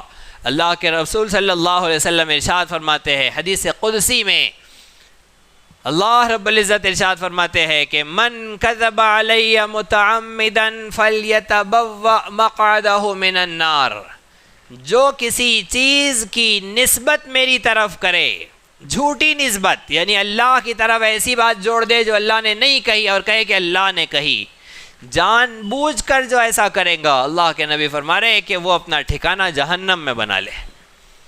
حدیث متواتر ہے۔ متواتر حدیث کسے کہتے ہیں؟ حدیث متواتر کہتے ہیں ایسی حدیث پاک جسے رسول اکرم صلی اللہ علیہ وسلم سے لے کر آج تک ہر زمانے میں ایک بڑی جماعت نے روایت کیا، بڑی جماعت نے بیان کیا، اسے کہتے ہیں حدیث متواتر۔ ایک بڑی جماعت نہ بیان کرے، کسی زمانے میں کرے کسی زمانے میں نہ کرے، کبھی کبھی ایک آدھ ہی صحابی، ایک آدھ ہی راوی ہے، ایک ہی شاگرد تھا جسے بیان کیا، اسی نے سنایا، اور کبھی زیادہ لوگوں نے بھی بیان کیا، اس حدیث کو کہتے ہیں حدیث مشہور۔ اور اوپر سے لے کر نیچے تک ہر زمانے میں جتنے راوی جس حدیث کے رہے، ایک ایک ہی رہا ہے ہر زمانے میں، ایسی حدیث کو کہتے ہیں خبر واحد۔ تو حدیث متواتر میں اللہ کے نبی صلی اللہ علیہ وسلم ارشاد فرما رہے ہیں کہ جو میری طرف یعنی رسول پاک صلی اللہ علیہ وسلم کی طرف کسی ایسی بات کو جوڑے اور منسوب کرے جو رسول پاک صلی اللہ علیہ وسلم نے نہیں کہی ہے، فَلْيَتَبَوَّأْ مَقْعَدَهُ مِنَ النَّارِ، وہ بھی اپنا ٹھکانہ جہنم میں بنا لے۔ اس لیے کوئی بھی بات اللہ نے کہی کہنے کے لیے، رسول اللہ نے کہی کہنے کے لیے، ثواب ہے کہنے کے لیے، دین ہے کہنے کے لیے، بہت سوچ کر کہنا ضروری ہے، جان کر کہنا ضروری ہے، علم حاصل کر کے، معلوم کر کے، پڑھ کر، مطالعہ کر کے کہنا چاہیے۔ وَأَن تَقُولُوا عَلَى اللَّهِ مَا لَا تَعْلَمُونَ، شیطان یہ بات کہنے لگاتا ہے، شیطان ایسی غلط حرکتیں کرنے لگاتا ہے، اس سے ڈرنا چاہیے۔ وَإِذَا قِيلَ لَهُمُ اتَّبِعُوا مَا أَنزَلَ اللَّهُ قَالُوا بَلْ نَتَّبِعُ مَا أَلْفَيْنَا عَلَيْهِ آبَاءَنَا أَوَلَوْ كَانَ آبَاؤُهُمْ لَا يَعْقِلُونَ شَيْئًا وَلَا يَهْتَدُونَ۔ دیکھیں قرآن مجید کیسا فطری کلام ہے، کیسا انسان کی فطرت سے مخاطب ہوتا ہے۔ ابھی اوپر سے جو بات چل رہی ہے، اللہ رب العزت کے آیتوں میں کیسا جوڑ ہوتا ہے، آپس میں کیسا عظیم گہرا تعلق ہوتا ہے۔ اللہ فرما رہے اور جب کہا جاتا ہے وَإِذَا، اور جس وقت قیلا کہا جاتا ہے لہم ان لوگوں کو اتبعوا پیروی کرو، اتباع کرو، عمل کرو، کس پر؟ ما انزل اللہ، اس چیز پر جو اللہ نے نازل کی ہے۔ تو کیا کہتے ہیں؟ قالو کہتے ہیں بل نتبع ما الفینا علیہ آبانا، بلکہ ہم اتباع کریں گے اس چیز کی جس پر ہم نے اپنے باپ دادوں کو چلتے پایا۔ ہمارے آبا و اجداد جو کرتے آئے ہیں، ہمارے بڑے جو کرتے آئے ہیں، ہم تو وہی کریں گے، اسی چیز کی پیروی کریں گے جس پر ہم نے اپنے باپ دادوں کو پایا۔ اللہ کہہ رہے کہ اللہ کے فرمان پر چلو، اور وہ کہتے ہیں کہ نہیں، اللہ کے مقابلے میں ہم اپنے باپ دادوں کے طریقوں کو ترجیح دیں گے۔ ما الفینا علیہ آباءنا، اللہ ارشاد فرما رہے اولو کان آباؤہم لا یعقلون شیئا ولا یہتدون، اگرچہ ان کے آبا و اجداد سمجھ نہیں رکھتے تھے، اگرچہ ان کے آبا و اجداد ہدایت پر نہیں تھے، پھر بھی انہی کی پیروی کریں گے، پھر بھی اللہ کے فرمان کو، اس کے ارشاد کے مقابلے میں اپنے آبا و اجداد کے پرکھوں کے طریقوں کو لے کر آئیں گے۔ یہ ان کی گمراہی کا عالم تھا، طریقہ تھا۔ اس آیت مبارکہ کی تفسیر کو سمجھیے۔ اس آیت کو لے کر بہت ساری غلط فہمیاں بھی پیدا کی جاتی ہے۔ سب سے پہلی چیز تو یہ سمجھیے کہ آبا و اجداد کے ان طریقوں پر چلنے سے منع کیا جا رہا ہے جو اللہ کے حکم کے مقابلے میں آئے، ایک چیز۔ اور دوسری چیز لا یعقلون، آبا و اجداد عقل سے کام نہیں لیتے تھے۔ جن کے آبا و اجداد عقل سے کام لیتے تھے اور انہوں نے اللہ اور اس کے رسول صلی اللہ علیہ وسلم کے فرمان کے مقابلے میں کوئی طریقہ نہیں نکالا، بلکہ اللہ اس کے رسول کے فرمان کے مطابق عمل کیا، وہاں آبا و اجداد کی اتباع کرنے کا حکم ہے، ان کی اطاعت کرنے کا حکم ہے، ان کی بات ماننے کا حکم ہے۔ اللہ کے حکم کے مقابلے میں آئے تو نہیں ماننا ہے۔ کچھ لوگوں نے اس سے تفسیر کی اور کہا کہ جو قرآن میں آیا ہے صرف وہ مانو، اس کے علاوہ کچھ نہیں، اس لیے کہ اللہ کہہ رہے ہیں اتبعوا ما انزل اللہ، اللہ نے جو نازل کیا۔ تو حدیث پاک کا بھی انہوں نے انکار کر دیا، صرف قرآن کو مانو، قرآن کے علاوہ اور کچھ نہیں۔ کچھ لوگوں نے یہ کہا، کچھ لوگوں نے تھوڑا سا اور دل بڑا کیا، تو انہوں نے کہا کہ اللہ نے قرآن بھی نازل کیا اور حدیث پاک بھی نازل کی، لہٰذا قرآن اور حدیث کو مانو، یہ کہہ دیا۔ اس کے علاوہ اپنے باپ دادوں کے طریقوں کو مت مانو۔ اس میں وہ انکار کرتے ہیں تقلید کا، تقلید کا انکار کرتے ہیں۔ تقلید سے مطلب اللہ اس کے رسول کی مانو، ابو حنیفہ کی مت مانو، شافعی کی مت مانو، امام احمد کی مت مانو، مالک کی مت مانو، ان لوگوں کی اتباع و پیروی مت کرو، اللہ اس کے رسول کی مانو، یہ بات کہتے ہیں۔ اس آیت مبارکہ سے یہ ثابت کرتے ہیں۔ تو سب سے پہلے اس بات کو سمجھ لینا چاہیے کہ تقلید کا مطلب کیا ہے۔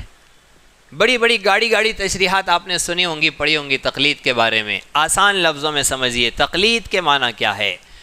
تقلید کس چیز میں کی جاتی ہے؟ تقلید کہتے ہیں پیروی کرنے کو۔ کس چیز میں؟ اسلامی تعلیمات کی جو تشریحات قرآن میں نہ ملے،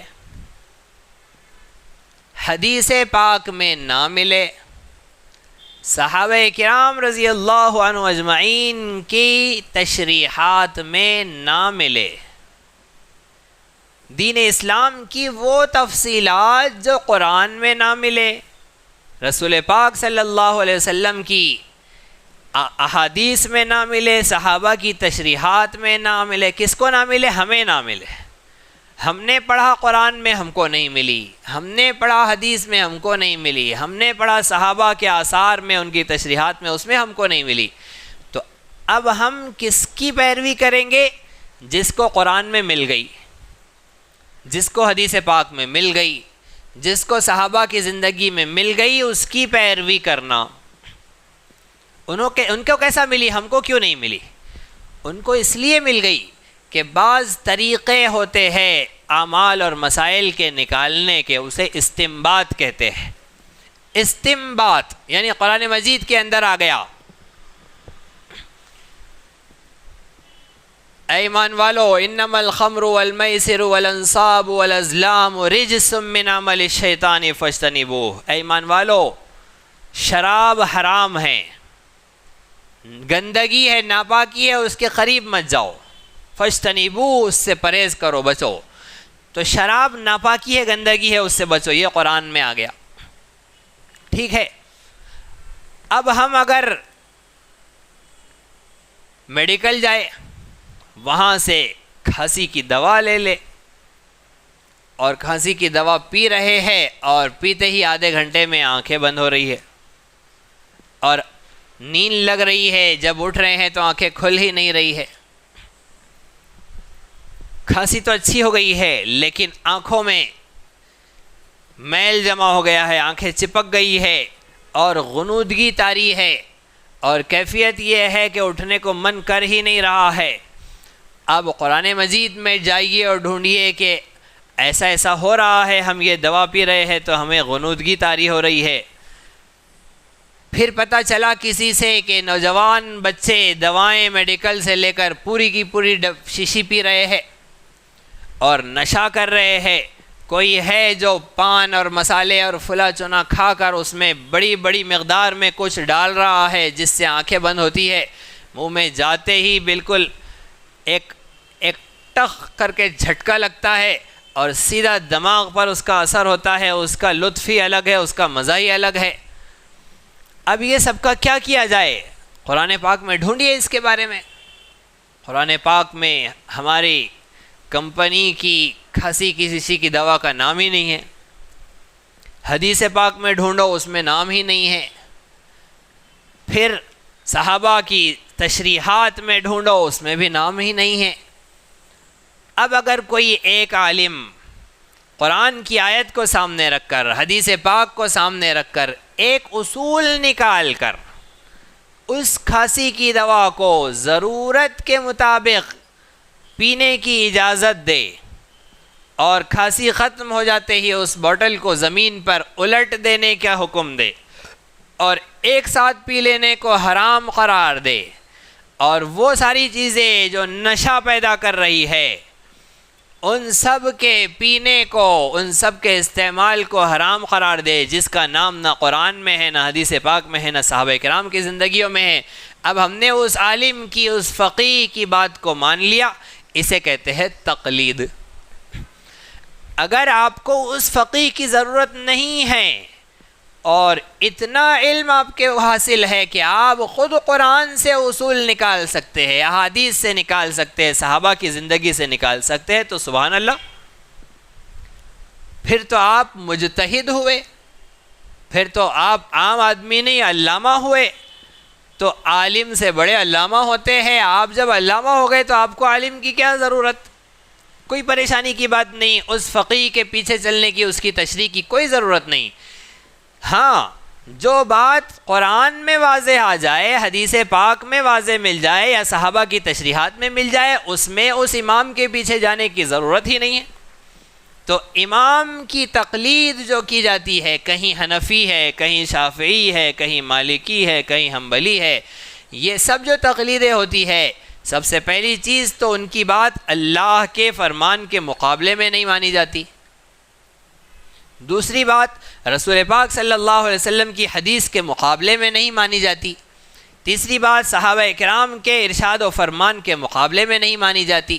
چوتھی بات اس امام کو نبی کی طرح معصوم نہیں سمجھا جاتا کہ وہ معصوم ہیں، جیسے نبی جو کہہ دے وہ حق اور سچ ہے، ویسے امام نے بھی جو کہہ دیا حق اور سچ ہے، اس سے غلطی نہیں ہو سکتی۔ ہرگز ایسا نہیں ہے، وہ امام غلطی بھی کر سکتا ہے، اس نے جو استنباط استدلال کیا ہے، اس نے اپنی سمجھ سے قرآن و سنت کا مسئلہ جو بیان بنا کر پیش کیا ہے، ہو سکتا ہے اس میں وہ غلط بھی ہو۔ جو شخص اسے معصوم مانے، جو شخص امام کے فتوے کو، فیصلے کو قرآن و حدیث کی طرح 100% صحیح مانے اور قرآن و حدیث کے مقابلے میں اسے مانے، اس نے تو غلط کیا۔ پھر وہ اس میں داخل ہو جائے گا کہ ما الفینا علیہ آبانا، ہم قرآن کو نہیں مانتے، ہم امام کو مانتے، ہم قرآن کو حدیث کو نہیں مانتے، امام کو مانتے، صحابہ کو نہیں مانتے، امام کو مانتے، پھر وہ غلط ہو جائے گا۔ لیکن یہ تشریح تو چاروں مسالک میں کسی کے پاس بھی نہیں ہے۔ جو امام اعظم ابو حنیفہ کی تقلید کو مانتا ہے وہ بھی کہتا ہے کہ قرآن پہلے نمبر پر ہے، سنت دوسرے نمبر پر ہے، صحابہ کی تشریحات تیسرے نمبر پر ہے، اس کے بعد میں اگر کہیں پر بھی یہ بات نہ ملے، چوتھے نمبر پر امام ہیں، اس کی تقلید ہے۔ شافعی ماننے والے وہ بھی یہی کہتے ہیں، امام احمد حنبل کو ماننے والے وہ بھی یہی کہتے ہیں، امام مالک کے ماننے والے وہ بھی یہی کہتے ہیں، اور یہ چار ہی نہیں ہیں، ان کے علاوہ بھی ہے۔ علامہ ابن تیمیہ کی فقہ کو ماننے والے بہت سارے لوگ ہیں، شاہ ولی اللہ محدث دہلوی کی فقہ کو ماننے والے بہت سے لوگ ہیں، عبداللہ ابن مبارک کی فقہ کو ماننے والے بہت سے لوگ ہیں، امام اوزاعی کی فقہ کو ماننے والے بہت سے لوگ ہیں۔ یہ بہت سے لوگ گزرے، چار مشہور ائمہ گزرے ہیں۔ جو شخص بھی اس طریقے کے مطابق اماموں کی تقلید کر رہا ہے وہ اس آیت مبارکہ میں داخل نہیں ہوتا ہے، اور جسے امام کی ضرورت نہیں ہے مبارک ہے، مبارکبادی کے مستحق ہے وہ لوگ کہ آج بھی ہمارے زمانے میں ایسے بڑے علامہ موجود ہیں جن کے پاس قرآن کا اتنا گہرا علم، حدیث پاک کا اتنا گہرا علم، صحابہ کی تشریحات کا اتنا گہرا علم ہے کہ وہ قیامت تک آنے والے نئے نئے مسائل کا حل خود نکال سکتے ہیں۔ تو وہ تو مجتہد ہوئے، وہ خود امام ہو گئے۔ وہ اگر کہے کہ ہم نہیں مانتے فلاں فلاں فلاں فلاں امام کو تو ٹھیک ہے، نہ مانے، لیکن جو نہیں نکال سکتا ہے وہ تشریحات، وہ مسائل قرآن کریم میں جو نہیں مل رہے ہیں، احادیث نبویہ میں جو نہیں مل رہے ہیں، صحابہ کے آثار میں جو نہیں مل رہے ہیں، جو شخص وہ تشریحات نہیں نکال سکتا ہے اسے چاہیے کہ وہ امام کی تقلید کرے، امام کی پیروی کرے، کسی ایک امام کی عقل کو، اس کے فہم کو، اس کی بصیرت کو مان کر تسلیم کر کے اس کی اقتداء کرنا، اس کی پیروی کرنا، اسے تقلید کہتے ہیں۔ جب جاہل شخص جو نہیں نکال سکتا ہے مسئلہ وہ اگر نہیں کرے گا تقلید تو پھر وہ کیا کرے گا؟ پھر وہ گمراہی ہاتھ لے گا، پھر وہ بھٹک جائے گا، اس لیے کہ اسے نہیں پتہ ہے کہ اب مسئلہ کیسے حل ہو۔ دوسری چیز، ایک کام کے کرنے کے بارے میں رسول اکرم صلی اللہ علیہ وسلم سے بہت ساری احادیث مروی ہے۔ نبی صلی اللہ علیہ وسلم نے ایسے بھی کیا، نبی صلی اللہ علیہ وسلم نے ایسے بھی کیا، ایسے بھی کیا۔ نبی نے کھڑے ہو کر بھی پانی پیے، نبی نے بیٹھ کر بھی پانی پیے، نبی نے کھڑے ہو کر پیشاب بھی کیا، نبی نے بیٹھ کر بھی پیشاب کیا۔ دونوں چیزیں ثابت ہیں نبی صلی اللہ علیہ وسلم سے۔ اب ہم کس پر عمل کریں گے؟ نبی صلی اللہ علیہ وسلم کے کھڑے ہو کر پیشاب کرنے کا طریقہ، یہ بخاری شریف میں 3 جگہ پر آیا ہے، اور بیٹھ کر پیشاب کرنے کا بخاری شریف میں تذکرہ نہیں آیا، ہے ہی نہیں بخاری کے اندر۔ اب اگر کوئی شخص یہ کہے کہ میں قرآن کو مانتا ہوں پھر بخاری کو مانتا ہوں، اور بخاری شریف کے اندر کھڑے ہو کر پیشاب کرنے کا طریقہ ہے، بیٹھ کر نہیں، تو چلیے پھر اب بخاری ہم نے پڑھ لی ہے، آج سے سب کھڑے ہو کر پیشاب کریں گے۔ لیکن کسی بھی امام کے ماننے والے سے کہیے، کسی بھی امام کے ماننے والے سے پوچھئے، اور کسی بھی امام کو نہ ماننے والے سے بھی پوچھ لیجئے، وہ کہے گا کھڑے ہو کر پیشاب کرنا سنت نہیں ہے، بیٹھ کر پیشاب کرنا ہی سنت ہے۔ تو کہاں گئے؟ کس سے پوچھا آپ نے؟ یہ دونوں حدیثوں کے اندر کھڑے ہو کر بھی پیشاب کیا، بیٹھ کر بھی پیشاب کیا پیارے آقا نے، لیکن نبی صلی اللہ علیہ وسلم کے بیٹھ کر پیشاب کرنے کا طریقہ ہی سنت ہے، یہ کس سے پتہ کیا؟ اس کے لیے کسی دروازے پہ جانا پڑے گا۔ صحابہ کرام کا دروازہ سب سے عظیم ترین دروازہ ہے۔ نبی اکرم صلی اللہ علیہ وسلم نے نماز پڑھی، نماز میں نبی صلی اللہ علیہ وسلم نے سینے پر بھی ہاتھ باندھا، نبی صلی اللہ علیہ وسلم نے ناف پر بھی ہاتھ باندھا، ناف کے نیچے بھی ہاتھ باندھا۔ نبی اکرم صلی اللہ علیہ وسلم کے ہاتھ باندھنے کا طریقہ، یہ تینوں طریقے آئے، لیکن اس میں سنت کون سا ہے یہ کہاں جا کر معلوم کریں ہم؟ ہمیں یہ پتہ ہونا چاہیے اگر ہم نے سینے پر ہاتھ باندھ لیا تو یہاں باندھنے کی حدیث ہم سے چھوٹ گئی، ناف کے نیچے باندھنے کی حدیث چھوٹ گئی، ناف کے نیچے ہاتھ باندھ لیا تو سینے پر ہاتھ باندھنے کی حدیث ہم سے چھوٹ گئی، ناف کے اوپر ہاتھ باندھنے کی حدیث چھوٹ گئی، ہاتھ باندھنے کی نہیں، ارسال کی، ہاتھ زمین پر ہاتھ لٹکا دینے کی۔ نبی صلی اللہ علیہ وسلم نے بغیر ہاتھ باندھے بھی نماز پڑھی ہے، ہاتھ لٹکے ہوئے اور آپ نماز پڑھ رہے، تلاوت ہو رہی ہے ہاتھ نیچے لٹکے ہوئے، ایسے بھی آپ نے نماز پڑھی، تو پھر تو ہم ایک پر عمل کریں گے تو باقی سب ہم سے چھوٹ جائیں گی۔ کس پر عمل کرنا بہتر اور افضل ہے، اور بہتر اور افضل کس حساب سے طے ہوں گا؟ سنت کے اعتبار سے، کہ نبی اکرم صلی اللہ علیہ وسلم کی سنت کیا ہے، کہاں ہاتھ باندھنا سنت ہے، اس کے لیے ہمیں جانا پڑے گا کہیں پر پتہ کرنے کے لیے کہ سنت کیا ہے۔ نبی صلی اللہ علیہ وسلم نے اللہ اکبر کہہ کر سورہ فاتحہ سے پہلے تکبیر تحریمہ کے وقت جب اللہ اکبر کہتے ہیں، جب ہاتھ باندھنے کے لیے ہاتھ اٹھایا تو رفع یدین اللہ اکبر کہنے کے وقت میں آپ نے تکبیر تحریمہ کے وقت کیا، اور اس کے بعد ہر مرتبہ جب اللہ اکبر کہا جب بھی رفع یدین کیا، جب سمیع اللہ لمن حمیدہ کہا جب بھی رفع یدین کیا، اور حدیث پاک میں یہ بھی ہے کہ تکبیر تحریمہ کے وقت کیا، رکوع میں جانے کے وقت کیا، اور سجدے میں جانے کے وقت کیا۔ ایک سجدے سے اٹھنے کے وقت، دوسرے سجدے میں جانے کے وقت، کسی حدیث میں ہے کہ اس وقت نہیں کیا اور کسی حدیث میں ہے کہ اس وقت بھی کیا۔ سجدے میں جانے کے لیے بھی کیا، سجدے سے اٹھ کر بھی کیا، پھر دوسرے سجدے میں جانے کے لیے بھی کیا، پھر قاعدے میں بیٹھنے کے لیے بھی کیا۔ اتنے زیادہ سارے سب ہے حدیث پاک میں، ایک بار کرنا بھی ہے، بار بار کرنا بھی ہے، چند بار کرنا بھی ہے، یہ سب کا سب حدیث پاک میں۔ ہم ایک پر عمل کریں گے تو باقی چھوٹ جائیں گی، تو کیا ارادہ ہے؟ سب پر عمل کرتے ہیں، ایک نماز میں ایک حدیث پر، دوسری نماز میں دوسرے حدیث پر، تیسرے نماز میں تیسری حدیث پر۔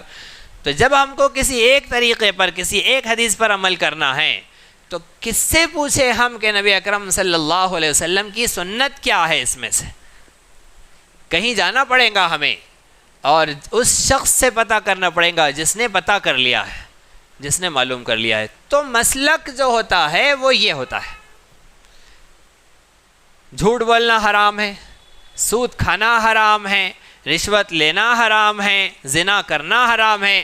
اب امام ابو حنیفہ اس میں کیا کہتے ہیں، امام شافعی اس میں کیا کہتے ہیں، یہ تھوڑی کوئی جائیں گا تقلید کے دروازے پر، اس میں تھوڑی کوئی جائیں گا۔ یہ تو قرآن کا صاف اعلان و فرمان ہے کہ حرام ہے تو ہے، اب کسی امام کو نہیں دیکھا جائے گا، قرآن نے کہہ دیا کہہ دیا۔ تو تقلید کا یہ مسئلہ ہے، لہٰذا اس آیت مبارکہ سے تقلید کے ناجائز ہونے کو، حرام ہونے کو ثابت کرنا یہ غلط بات ہے۔ اگر کوئی شخص اندھی تقلید کرتا ہے، یہ اماموں کی نہیں ہوتی ہے ویسی تقلید، وہ کس کی ہوتی ہے تقلید؟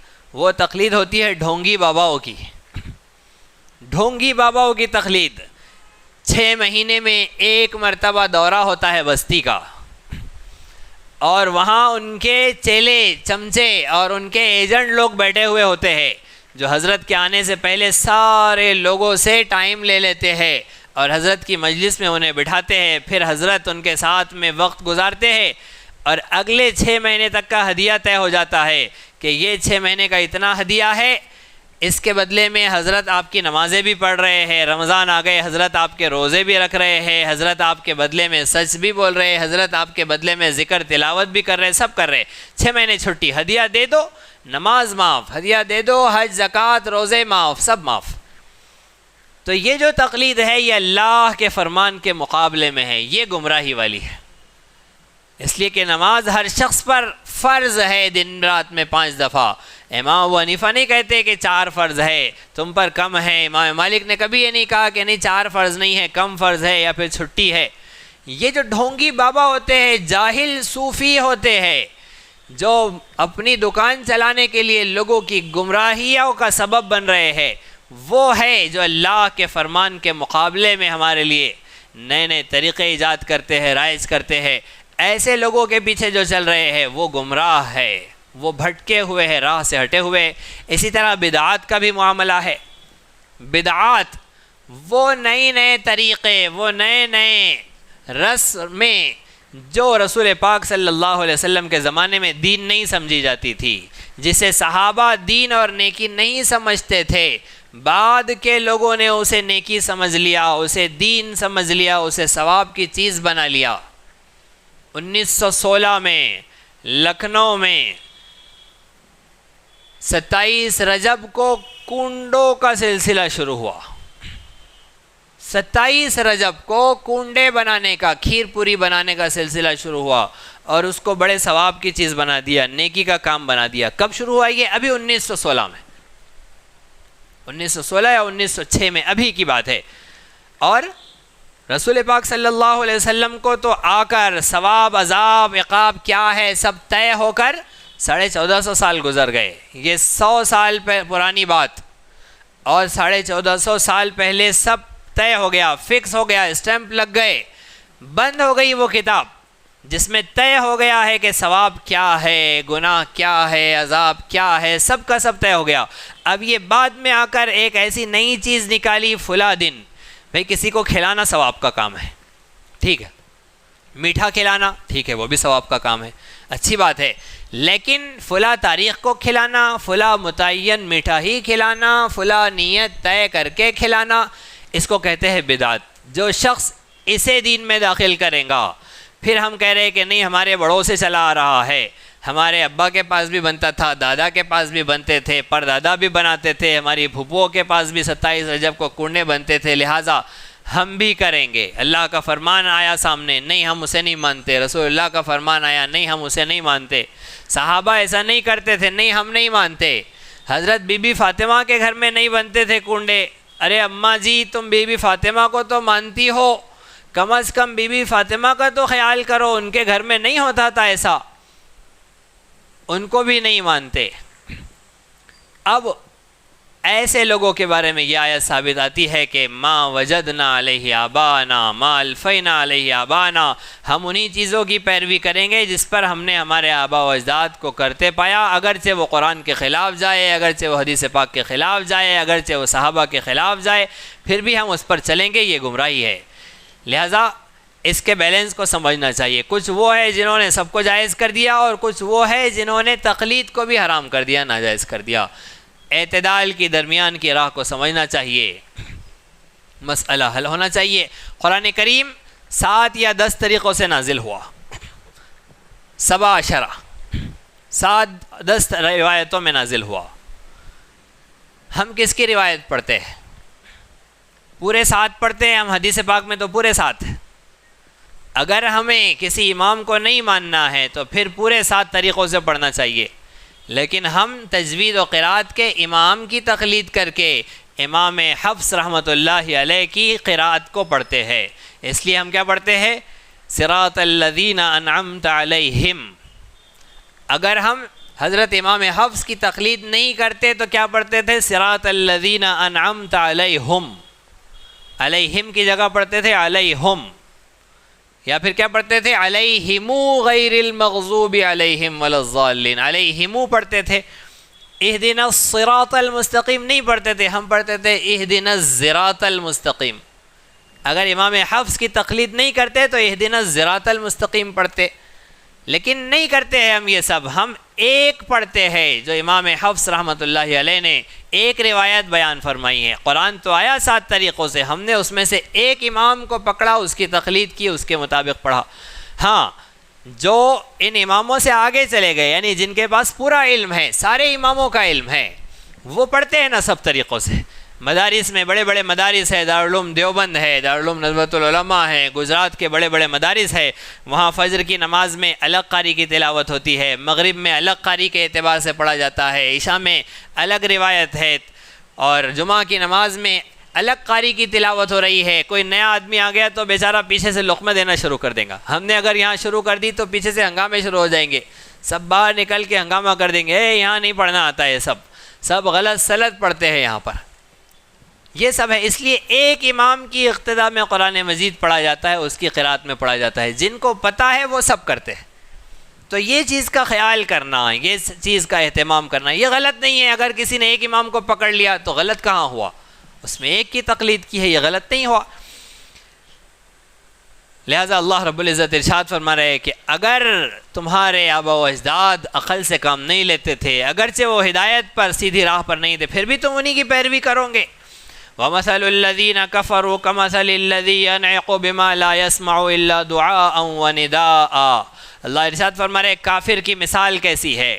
کافر کی مثال اس شخص کی سی ہے جو اپنے جانور کو، جس کو گفتگو سنائی نہیں دیتی ہے، بات چیت سمجھ میں نہیں آتی ہے، اس کے پاس کھڑا ہے اور زور زور سے چلا چلا کر تقریر کر رہا ہے۔ اس جانور کو تو صرف پکار سنائی دیتی ہے، صرف آواز سنائی دیتی ہے، اس کا جو نام رکھ دیا اتنا نام پکارو اسے سنائی دیتا ہے۔ جیسے رسول پاک صلی اللہ علیہ وسلم کی اونٹنی کا نام قصوا تھا، آپ نے اپنی اونٹنی قصوا کو آواز دی، اونٹنی دوڑتی ہوئی چلی آ گئی۔ ہم اپنے جانوروں کے، اپنی سواریوں کے نام رکھے، اس کو اس نام سے انسیت مانوس ہو جائے، عادت ہو جائے، جیسے اسے پکارا جائے تو وہ فوری آ جائے، تو اسے اس کا نام معلوم ہے۔ اسے چلانے کے لیے، اسے روکنے کے لیے جو خاص الفاظ منہ سے ادا ہوتے ہیں انہیں اتنا ہی سمجھتا ہے۔ ہمارے یہاں شہر میں اگر کسی گھوڑے کو روکنا ہے اس کے الگ الفاظ ہے، دیہات میں اگر بیل کو روکنا ہے، بیل کو چلانا ہے، اس کے الگ الفاظ ہے۔ ہماری اردو ہندی میں الگ ہے، عربوں میں الگ ہے، ترکوں میں الگ ہے، انگلش میں الگ ہے۔ ہر زبان میں، ہر علاقے میں جانور کو روکنے کے، اسے چلانے کے اپنے اپنے الگ الگ الفاظ، آوازیں ہوتی ہے، انہیں اتنا ہی سمجھتا ہے۔ الا دعاء و نداء، اللہ فرما رہے کہ سوائے پکار کے، سوائے آواز کے وہ کچھ نہیں سمجھتا۔ ایسے ہی کافر کا حال ہے، جو کافر کو سمجھانے کے لیے کھڑے ہوئے ہیں، وہ صرف تقریر کیے جا رہے، سمجھائے جا رہے، پکارے جا رہے، اس کافر کو کچھ نہیں سمجھتا، اسے صرف چیخ اور پکار اور آواز سمجھتی ہے، حق کی آواز اسے نہیں سمجھتی۔ اللہ ارشاد فرمائے سمن، یہ حق کے سننے سے بہرے ہے، بکمن، حق کے بولنے سے گونگے ہے، عمیٌ، حق کے دیکھنے سے اندھے ہے، فہم لا یعقلون، بس یہ عقل نہیں رکھتے۔ دنیا دکھائی دیتی ہے، حق دکھائی نہیں دیتا، دنیا سنائی دیتی ہے، حق سنائی نہیں دیتا، دنیا کی باتیں کرتے، حق بولا نہیں جاتا۔ ایسے لوگوں کے بارے میں یہ کافروں کی عادتیں اور مثالیں، مسلمان کی نہیں ہیں۔ مسلمان کی شان تو یہ ہے کہ یہ ہر جگہ حق بولے، ہر جگہ حق سنے، ہر جگہ حق دیکھے۔ کافروں کی عادتوں سے، اطوار سے بچے۔ ہاں، حق بولنے کے بارے میں اتنا خیال رکھے کہ حق بولنے میں حکمت کا خیال رکھے۔ ہم کو ایک حدیث یاد ہے کہ قل الحق ولو کان مرا، حق کہو چاہے کڑوا ہی کیوں نہ ہو۔ تو اتنا کڑوا دیتے ہیں ہم حق کہ بس چیر کر چلا جاتا ہے، ساری بدہضمیاں ہو جاتی ہے، ایسا کڑوا دیتے ہیں ہم حق۔ تو حق کے سنانے کے بھی آداب ہے، حق کے بولنے کے بھی طریقے ہیں۔ حق سناؤ لیکن حکمت کے ساتھ سناؤ، نصیحت کے ساتھ سناؤ، خیر خواہی کے ساتھ سناؤ، اور سنا کر مایوس مت ہو جاؤ، سنا کر لگے رہو، اپنی موت تک یا اس کی موت تک لگے رہو۔ اللہ رب العزت اپنے حبیب صلی اللہ علیہ وسلم سے ارشاد فرما رہے سواء علیہم اانذرتہم ام لم تنذرہم لا یؤمنون۔ کافروں کے بارے میں کہہ رہے ہیں نبی صلی اللہ علیہ وسلم، برابر ہے ان پر، سواء برابر ہے، علیہم ان پر، انذرتہم ام لم تنذرہم، آپ انہیں ڈرائیں یا نہ ڈرائیں، فہم لا یؤمنون، یہ ایمان نہیں لانے والے۔ اب یہ آیت نازل ہو گئی تو اس کا کیا مطلب تھا؟ اس کا مطلب یہ تھا کہ اب کوئی فائدہ نہیں ہے تو پھر کیوں کام دیے نبی پاک کو؟ جب ان کے سمجھ میں نہیں آنے والی ہے تو پھر بے فائدہ بے نتیجہ کام پر کیوں لگا دیا رسول پاک صلی اللہ علیہ وسلم کو؟ تو ایک بات سمجھیے، اللہ نے یہ کہا ہے کہ ان پر برابر ہے، اللہ نے یہ نہیں کہا ہے نبی آپ پر برابر ہے، آپ ڈرائے یا نہ ڈرائے کوئی فائدہ نہیں۔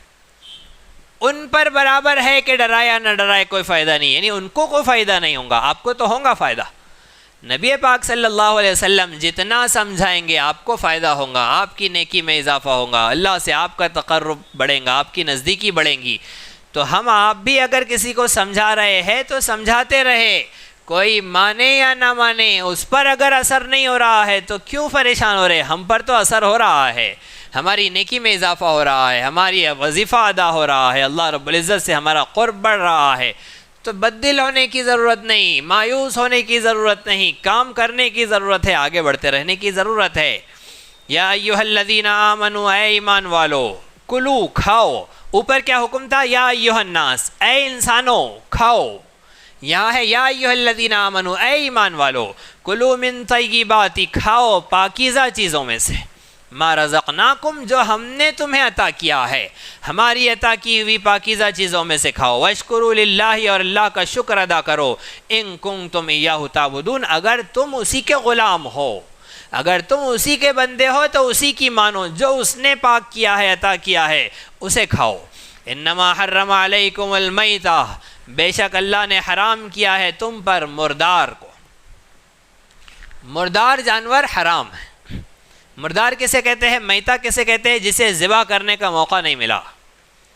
وہ حلال جانور جسے ذبح کرنے کا موقع نہیں ملا وہ مردہ ہے۔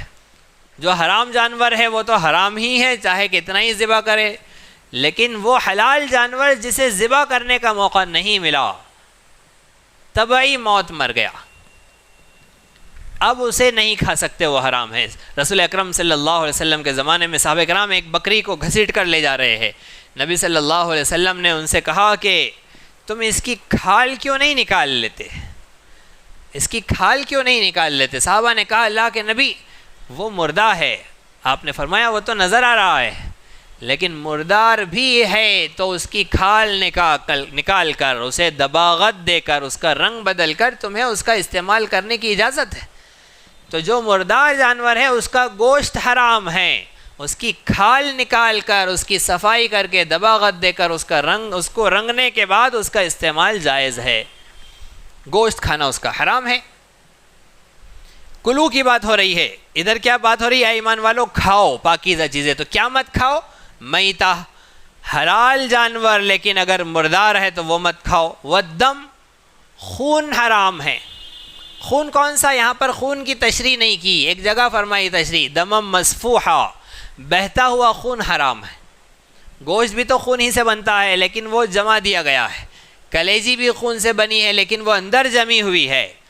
جو بہتا ہوا خون ہے یعنی ذبح کیا جانور کو اب جو بہا ہے وہ خون حرام ہے، اس کا کھانا پینا بھی حرام، اس کا لگانا استعمال کرنا بھی حرام۔ بہت سارے لوگ کہتے ہیں کہ خرگوش کو ذبح کرنے کے بعد جب اس کا خون بہہ رہا ہے تو وہ بہتا ہوا خون لگا سکتے ہیں، اس کا لگانا بھی حرام، کھانا پینا حرام، لگانا حرام۔ دم مسفوح حرام۔ ولحم الخنزیر، اور خنزیر کا گوشت حرام۔ یہاں گوشت کیوں کہا؟ اس لیے کہ کھانے کی بات ہو رہی ہے، ورنہ تو خنزیر سرتاپا حرام ہے، اس کا بال ناپاک ہے۔ انہ رجس، اللہ فرما رہے کہ وہ اوپر سے نیچے تک سراپا ناپاکی نجس العین ہے، ورنہ ایسا کہا جا رہا ہے کہ لحم الخنزیر، خنزیر کا گوشت حرام ہے، تو مطلب گوشت کے علاوہ دوسری چیزیں جائز ہے، تو دوسری چیزیں بھی جائز نہیں۔ گوشت کا تذکرہ اس لیے ہو رہا ہے کہ کھانے کی بات ہو رہی ہے، کھال کو تھوڑے ہی کھاتے ہیں، اس کے بال کو تھوڑے ہی کھاتے ہیں، آنکھ کان کو تھوڑے ہی کھاتے ہیں، کھانے کی بات ہو رہی ہے، اس لیے کہا کہ خنزیر کا گوشت حرام۔ وما اہل بہ لغیر اللہ، اور اللہ کے علاوہ غیر اللہ کے ساتھ مخصوص کیا ہوا جانور بھی حرام، یعنی جس جانور پر اللہ کا نام نہیں لیا گیا، غیر اللہ کا نام لیا گیا، وہ بھی حرام۔ جانور کو کس نام سے ذبح کرنا ہے؟ بسم اللہ اللہ اکبر، اللہ کا نام لے کر اللہ کی رضا کے لیے ذبح کرنا ہے۔ جو اللہ کے لیے ذبح نہیں کرے گا، لات کے نام، حبل کے نام، عزا کے نام، اور رام کے نام، کرشن کے نام، ہنومان کے نام، یہ سب غیر اللہ ہے، ان کے نام پر جانور ذبح کیا جا رہا ہے۔ اور اس کے بعد میں پھر فلاں بابا کے نام پر، فلاں مزار کے نام پر، فلاں بزرگ کے نام پر، پیرانے پیر کے نام پر، حضرت محمد صلی اللہ علیہ وسلم کے نام پر، ابو بکر و عمر کے نام پر، ان کے نام پر طے کر دیا اور ان کے نام سے ذبح ہو رہا ہے، اللہ کو راضی کرنے کے لیے نہیں، انہیں راضی کرنے کے لیے ان کا نام لے کر ذبح کیا جا رہا ہے، اور یہ سمجھا جا رہا ہے کہ میں اگر یہ کروں گا تو اس سے مجھے ثواب ملے گا، اس سے مجھے برکتیں ملیں گی، فلاں درگاہ پہ جا کر بابا کے نام پر اگر میں ذبح کروں گا اتنے بکرے تو اس کے بدلے میں مجھے برکتیں ملیں گی، میرے کام ہو جائیں گے، یہ سب ہے احل بہ لغیر اللہ، اللہ کے علاوہ کسی اور کے نام پر ذبح کرنا، یہ حرام ہے۔ جیسے کوئی مہمان، کوئی بڑا افسر، حاکم، بادشاہ کسی بستی میں آتا ہے تو اس کا طریقہ یہ ہوتا ہے اس کے استقبال کا کہ توپوں کی سلامی دی جاتی ہے اسے۔ ماضی میں کچھ علاقوں میں ایسی صورتحال تھی کہ جب کوئی بڑا بادشاہ وغیرہ آتا تو اس کی عزت کے لیے، اس کے استقبال، اس کے احترام کے لیے جانور ذبح کیے جاتے۔ وہ سارے جانور حرام، اس لیے کہ اس میں اللہ سے کوئی نسبت نہیں ہے، اس بادشاہ کی، اس بڑے کی عظمت کا خیال رکھا گیا ہے۔ لہٰذا اللہ کو راضی کرنے کے لیے جو جانور ذبح نہیں ہوا، غیر اللہ کو راضی کرنے کے لیے، ان کے نام پر وقف کر کے، ان سے قربت کے لیے، ان سے برکت حاصل کرنے کے لیے جو جانور ذبح ہوا وہ حرام۔ ایک اہم ترین مسئلہ یہ ہے کہ جو جانور غیر اللہ کے لیے ذبح کیا گیا اس کو اگر بسم اللہ اللہ اکبر پڑھ کے ذبح کیا جائے تو کیا وہ حلال ہو جائیں گا، جائز ہو جائیں گا؟ جیسے اس سے پہلے بات بتائی گئی بسم اللہ الرحمن الرحیم کی تفسیر میں کہ کل امر ذی بال، رسول عربی صلی اللہ علیہ وسلم نے ارشاد فرمایا کہ ہر اہم ترین کام جو بسم اللہ پڑھ کر نہ شروع کیا جائے ایسا کام ابتر ہے، کٹا ہوا ہے اور نقصان والا ہے۔ بسم اللہ الرحمن الرحیم پڑھ کے ہر کام شروع کیا جائے، لیکن اللہ کو ناراض کرنے والا کام، گناہ کا کام اگر بسم اللہ پڑھ کر کیا جائے گا تو اس کا کیا حکم ہے؟ وہ مسئلہ بتایا گیا تھا، وہ بھی یہیں پر بھی ثابت آتا ہے کہ اگر کوئی شخص خنزیر ذبح کر رہا ہے بسم اللہ اللہ اکبر کہہ کر تو وہ حلال نہیں ہونے والا۔ اگر کوئی شخص بسم اللہ الرحمن الرحیم کہہ کر یا بسم اللہ اللہ اکبر کہہ کر وہ جانور ذبح کر رہا ہے جو غیر اللہ کے نام کے ساتھ مخصوص کیا ہے کہ فلاں بزرگ کی، فلاں بابا کی، فلاں دیوتا کی قربت کے لیے، ان سے تعلق کے لیے، ان کو خوش کرنے کے لیے یہ جانور بھیٹ پر چڑھایا جا رہا ہے اور ذبح کیا جا رہا ہے اور اس سے مجھے برکت آئیں گی، اس سے میرے کام آسان ہوں گے، اس سے میرے کام بنیں گے، یہ نیت کر کے شروع کیا اور بسم اللہ اللہ اکبر پڑھ کے ذبح کیا تو وہ جانور حلال نہیں ہوگا۔ پہلی چیز حلال تو نہیں ہوا، جیسے خنزیر حلال نہیں ہوا ویسے یہ بکرا بھی حلال نہیں ہوا، اس لیے کہ غیر اللہ کے نام پر کے ساتھ خاص تھا۔ لیکن اس کا وبال کیا ہے، اس کا جرم، اس کا گناہ، اس کی سزا کیا ہے؟ جو کام اللہ کے لیے کرنا چاہیے تھا، اللہ کا نام لے کے کرنا چاہیے تھا، اللہ کو ناراض کرنے والا کام اللہ کا نام لے کر کیا تو اللہ کے نام کا مذاق اڑایا۔ فقہا نے فتویٰ دیا ہے کہ ایسا شخص مرتد ہو جاتا ہے، اسلام سے خارج ہو جاتا ہے، اس کی بیوی اس کے نکاح سے نکل جاتی ہے، اس کے بعد جتنی اولاد پیدا ہوں گی سب حرامی اولاد پیدا ہوگی۔ تو اتنا سخت ترین مسئلہ، اللہ کا نام بسم اللہ اللہ اکبر پڑھ کر غیر اللہ کے نام پر جانور ذبح کرنے کے بارے میں فقہا نے بیان کیا ہے، اس کا خیال رکھنا چاہیے۔ یہ بات ہو گئی۔ لیکن اگر کوئی شخص اللہ کے نام پر ذبح کرے، بسم اللہ اللہ اکبر کہہ کر ذبح کرے، لیکن اس کا ثواب فلاں بزرگ کو پہنچانے کے لیے کرے، اس کا ثواب اپنے مرحومین کو پہنچانے کے لیے کرے، اس کا ثواب رسول اکرم صلی اللہ علیہ وسلم کے نام اعمال میں پہنچانے کے لیے کرے تو ایصال ثواب جائز ہے، ثابت ہے، مستحب ہے، یہ نیکی کا کام ہے، یہ ثواب کا کام ہے۔ ذبح حضرت کے لیے نہیں ہوا ہے، ذبح اللہ کو راضی کرنے کے لیے اللہ کے نام پر کیا، لیکن ثواب رسول اکرم صلی اللہ علیہ وسلم کو، ثواب حضرات خلفائے راشدین کو، ثواب اس کا حضرات صحابہ کرام کو، اس کا ثواب تابعین کو، تبع تابعین کو، بزرگان دین کو، ابھی پرسوں ہمارے جس بزرگ کا انتقال ہوا ان کو ثواب پہنچانے کے لیے اگر کر رہے تو یہ ثواب پہنچانا جائز ہے، ثابت ہے۔ ان دونوں میں فرق سمجھ لینا چاہیے۔ کچھ وہ ہے جنہوں نے اللہ کے علاوہ کے لیے ذبح کرنے کو بھی جائز بنا دیے اور کچھ وہ ہے جنہوں نے ایصال ثواب کو بھی ناجائز کر دیے۔ اس کے بیچ میں جو راستہ ہے اللہ کے لیے ہو رہا ہے اور اس کا ثواب انہیں ملے گا، یہ جائز ہے۔ غیر اللہ کے لیے ہو رہا ہے، اس کی وجہ سے میرے کام بن جائیں گے، یہ حرام ہے، یہ ناجائز ہے، اس کا ذبح بھی حرام، وہ مال جو لگا ہے وہ بھی اسراف، فضول خرچی، ناجائز لگا ہے، اس کا گوشت کھانا بھی حرام۔ تو وما اہل بہ لغیر اللہ، اللہ کے علاوہ کسی اور کا نام پکارا گیا، کسی اور سے قرب کے لیے، نزدیکی کے لیے، کسی اور سے برکت حاصل کرنے کے لیے اگر کسی جانور کو ذبح کیا گیا وہ حرام۔ صرف جانور نہیں، جانور کے علاوہ ساری چیزیں، ہر کھانے پینے کی چیز، بریانی بنائی گئی، کائے کے لیے بنائی گئی؟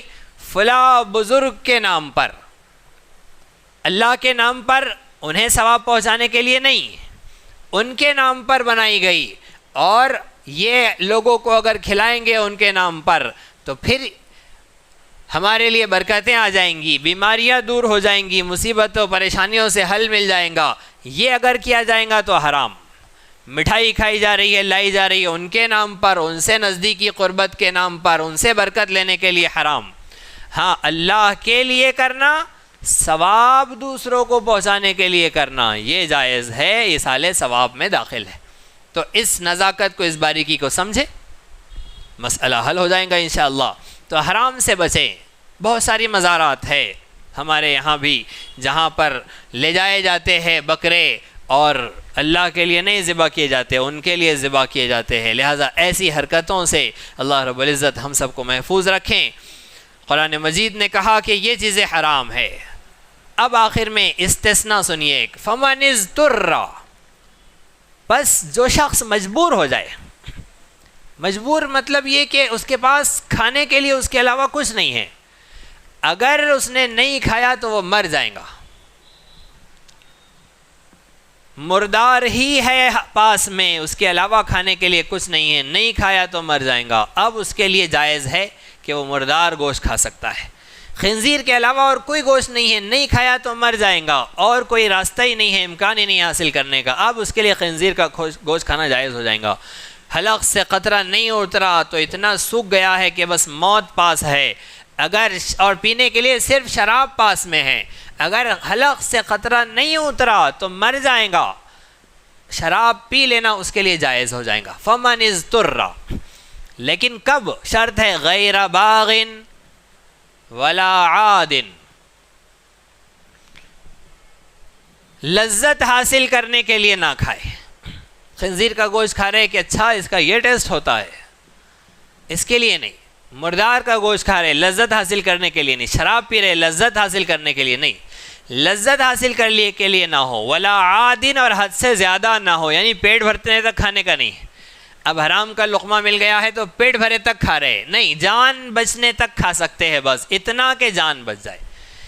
ایک گھونٹ سے دم واپس آ گیا، بس ایک گھونٹ جائز تھا شراب کا، اب پیٹ بھر کر پی رہے ہیں، اس کی اجازت نہیں ہے، جائز نہیں ہے۔ ولا عادن، یہ دو چیزوں کا خیال رکھنا، یہ امام اعظم ابو حنیفہ رحمۃ اللہ علیہ نے تشریح کی ہے، غیر باغ ولا عادن۔ امام شافعی کے پاس دوسری تشریح ہے، امام شافعی رحمۃ اللہ علیہ کہہ رہے غیر باغ، مملکت اسلامیہ کا باغی نہیں کھا سکتا۔ کسی باغی پر ایسے حالات آ گئے ہیں کہ اس کے پاس حرام لقمے کے علاوہ لقمہ موجود نہیں ہے اور اس کی جان چلی جائیں گی، حرام گھونٹ کے علاوہ اس کے پاس اور کوئی گھونٹ نہیں ہے، نہیں پیا تو جان چلی جائیں گی، مملکت اسلامیہ کے باغی کو اجازت نہیں ہے حرام کھانے کی، حرام پینے کی، وہ مر جائے، باغی کے لیے ایسی سزا۔ ولا عادن، اور حضرت نے بیان فرمایا کہ حد سے زیادہ زیادتی کرنے والے، ظلم اور زیادتی کرنے والوں کے لیے بھی جائز نہیں ہے کہ وہ ایسا حرام کا لقمہ کھائے، اگر ان کے پاس ایسی مجبوری آ جائے، ایسے حالات آ جائے تو جائز نہیں ہے۔ یہ حضرت امام شافعی کی تشریح ہے۔ اب واپس آ جائیے، اگر کوئی شخص یہ کہے کہ مر جاؤں گا لیکن حرام نہیں کھاؤں گا، تو ایسا شخص اگر مر گیا تو گنہگار موت ہوں گی اس کا کام تھا جان بچا لینا۔ ہم کو پتہ ہے مر گیا مطلب مرنے ہی والا تھا، کھا کے بھی مرتا تھا، بغیر کھائے بھی مر گیا، پی کر بھی مرنا تھا، بغیر پیے بھی مر گیا، مرنے ہی والا تھا، لیکن تقدیر کے حوالے نہیں رہنا ہے ہم کو، ہمارا کام شریعت کے حکم کو ماننا ہے۔ شریعت کا حکم تھا تمہیں تمہاری جان بچانا فرض ہے، لہٰذا جان بچانا اتنا بڑا فریضہ ہے کہ اگر حرام سے ہی جان بچنی ہے تو بچانا ضروری ہے، کھانا ضروری تھا، بغیر کھائے مر گیا، اب اس کو اس کا گناہ ملے گا کہ اس نے اپنے جان پر ظلم کیا ہے، لہٰذا اس کا خیال رکھنا ہے، اہتمام رکھنا ہے۔ فَمَنِ اضْطُرَّ غَيْرَ بَاغٍ وَلَا عَادٍ فَلَا إِثْمَ عَلَيْهِ، اگر مجبور ہو جائے تو پھر اس کے لیے کھانا جائز ہے، شرط یہ ہے کہ لذت کے لیے نہ کھائے، شرط یہ ہے کہ ضرورت سے زیادہ نہ کھائے، تو پھر فلا اسم علیہ، اس پر کوئی گناہ نہیں ہے۔ ان اللہ غفور الرحیم، بے شک اللہ رب العزت بڑا معاف فرمانے والا، بڑا رحم کرنے والا ہے۔ ان الذين يكتمون ما انزل الله من الكتاب ويشترون به ثمنا قليلا اولئك ما ياكلون في بطونهم الا النار، بے شک جو لوگ چھپاتے ہیں ما انزل اللہ، جسے اللہ نے نازل کیا، من الکتاب، کتاب میں، کتاب اللہ میں جو احکامات اللہ نے نازل کر دیے، یکتمون اسے چھپا لیتے ہیں، بتاتے نہیں ہیں، بیان نہیں کرتے ہیں، وَيَشْتَرُونَ بِهِ ثَمَنًا قَلِيلًا، اور معمولی قیمت پر اسے بیچ دیتے ہیں، اولئک ما یاکلون فی بطونہم الا النار، یہ اپنے پیٹ میں آگ بھر رہے ہیں۔ یہ جو کھا رہے ہیں نا، فتوے دے بیچ کر، آیتوں کے مضامین بیچ کر، تحریف کر کے، اللہ کے فرمان اس کے ارشاد کو بدل کر، صحابہ کے دین کو ہٹا کر اپنے مطلب کے دین لا کر، اپنی خواہشات نفسانی کے دین لا کر، یہ جو پیٹ میں بھر رہے ہیں، آگ بھر رہے ہیں، الا النار ولا یکلمہم اللہ یوم القیامہ، اللہ فرما رہے کہ اللہ قیامت کے دن ان سے شفقت سے بات نہیں فرمائیں گا، محبت سے اللہ ان سے بات نہیں کرے گا، ولا یزکیہم، اللہ رب العزت ان کو پاک صاف نہیں کرے گا، وَلَهُمْ عَذَابٌ عَلِيمٌ، ان کے لیے تکلیف دینے والا کل قیامت کے دن عذاب ہوگا۔ أُولَئِكَ الَّذِينَ اشْتَرَوُا الضَّلَالَةَ بِالْهُدَى، یہ ایسے لوگ ہیں جنہوں نے ہدایت کے بدلے میں گمراہی خریدی، وَالْعَذَابَ بِالْمَغْفِرَةِ، اور مغفرت کے بدلے میں انہوں نے عذاب خرید لیا۔ فَمَا أَصْبَرَهُمْ عَلَى النَّارِ، اللہ قرآن میں کہہ رہے ہم نے جہنم کو تمہارے سامنے بیان کیا ہے، ہم نے ہماری ناراضگی اور پکڑ کو تمہارے سامنے بیان کیا ہے، فما اصبرہم علی النار، تو یہ آگ پر صبر کہاں سے لے کر آتے ہیں؟ یہ لوگ جو گمراہی پر ڈٹے ہوئے ہیں، اڑے ہوئے ہیں، انہیں اندازہ نہیں ہے ہماری جہنم کا، انہوں نے کہاں سے وہ دل گردہ لایا ہے کہ یہ عذاب کا سودا کر رہے ہیں، یہ آگ پر کیسے صبر کر لیں گے؟ اپنی ضد کی وجہ سے، اپنی ہٹ دھرمی کی وجہ سے، اپنی جہالت کی وجہ سے، دنیاوی مفادات کی وجہ سے یہ گمراہی کا سودا کر رہے ہیں، یہ عذاب کا سودا کر رہے ہیں، کہاں سے صبر لے کر آیا ہے انہوں نے آگ پر؟ فما اصبرہم علی النار ذالک بان اللہ نزل الکتاب بالحق، یہ وہ باتیں ہیں جو اللہ رب العزت نے حق کے ساتھ اپنی کتاب میں نازل فرمائی۔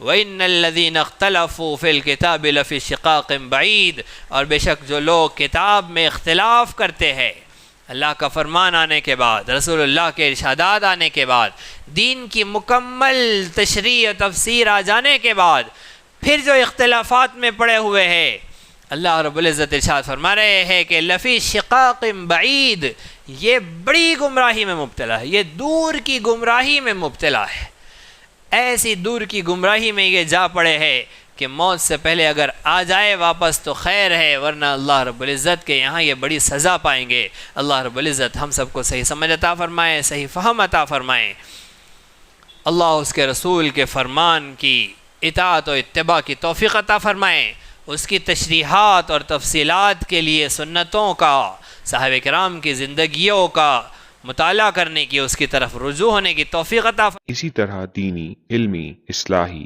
اور تاریخی دروس و بیانات سے استفادے کے لیے آپ کے اس چینل کو لائک، شیئر اور سبسکرائب کریں۔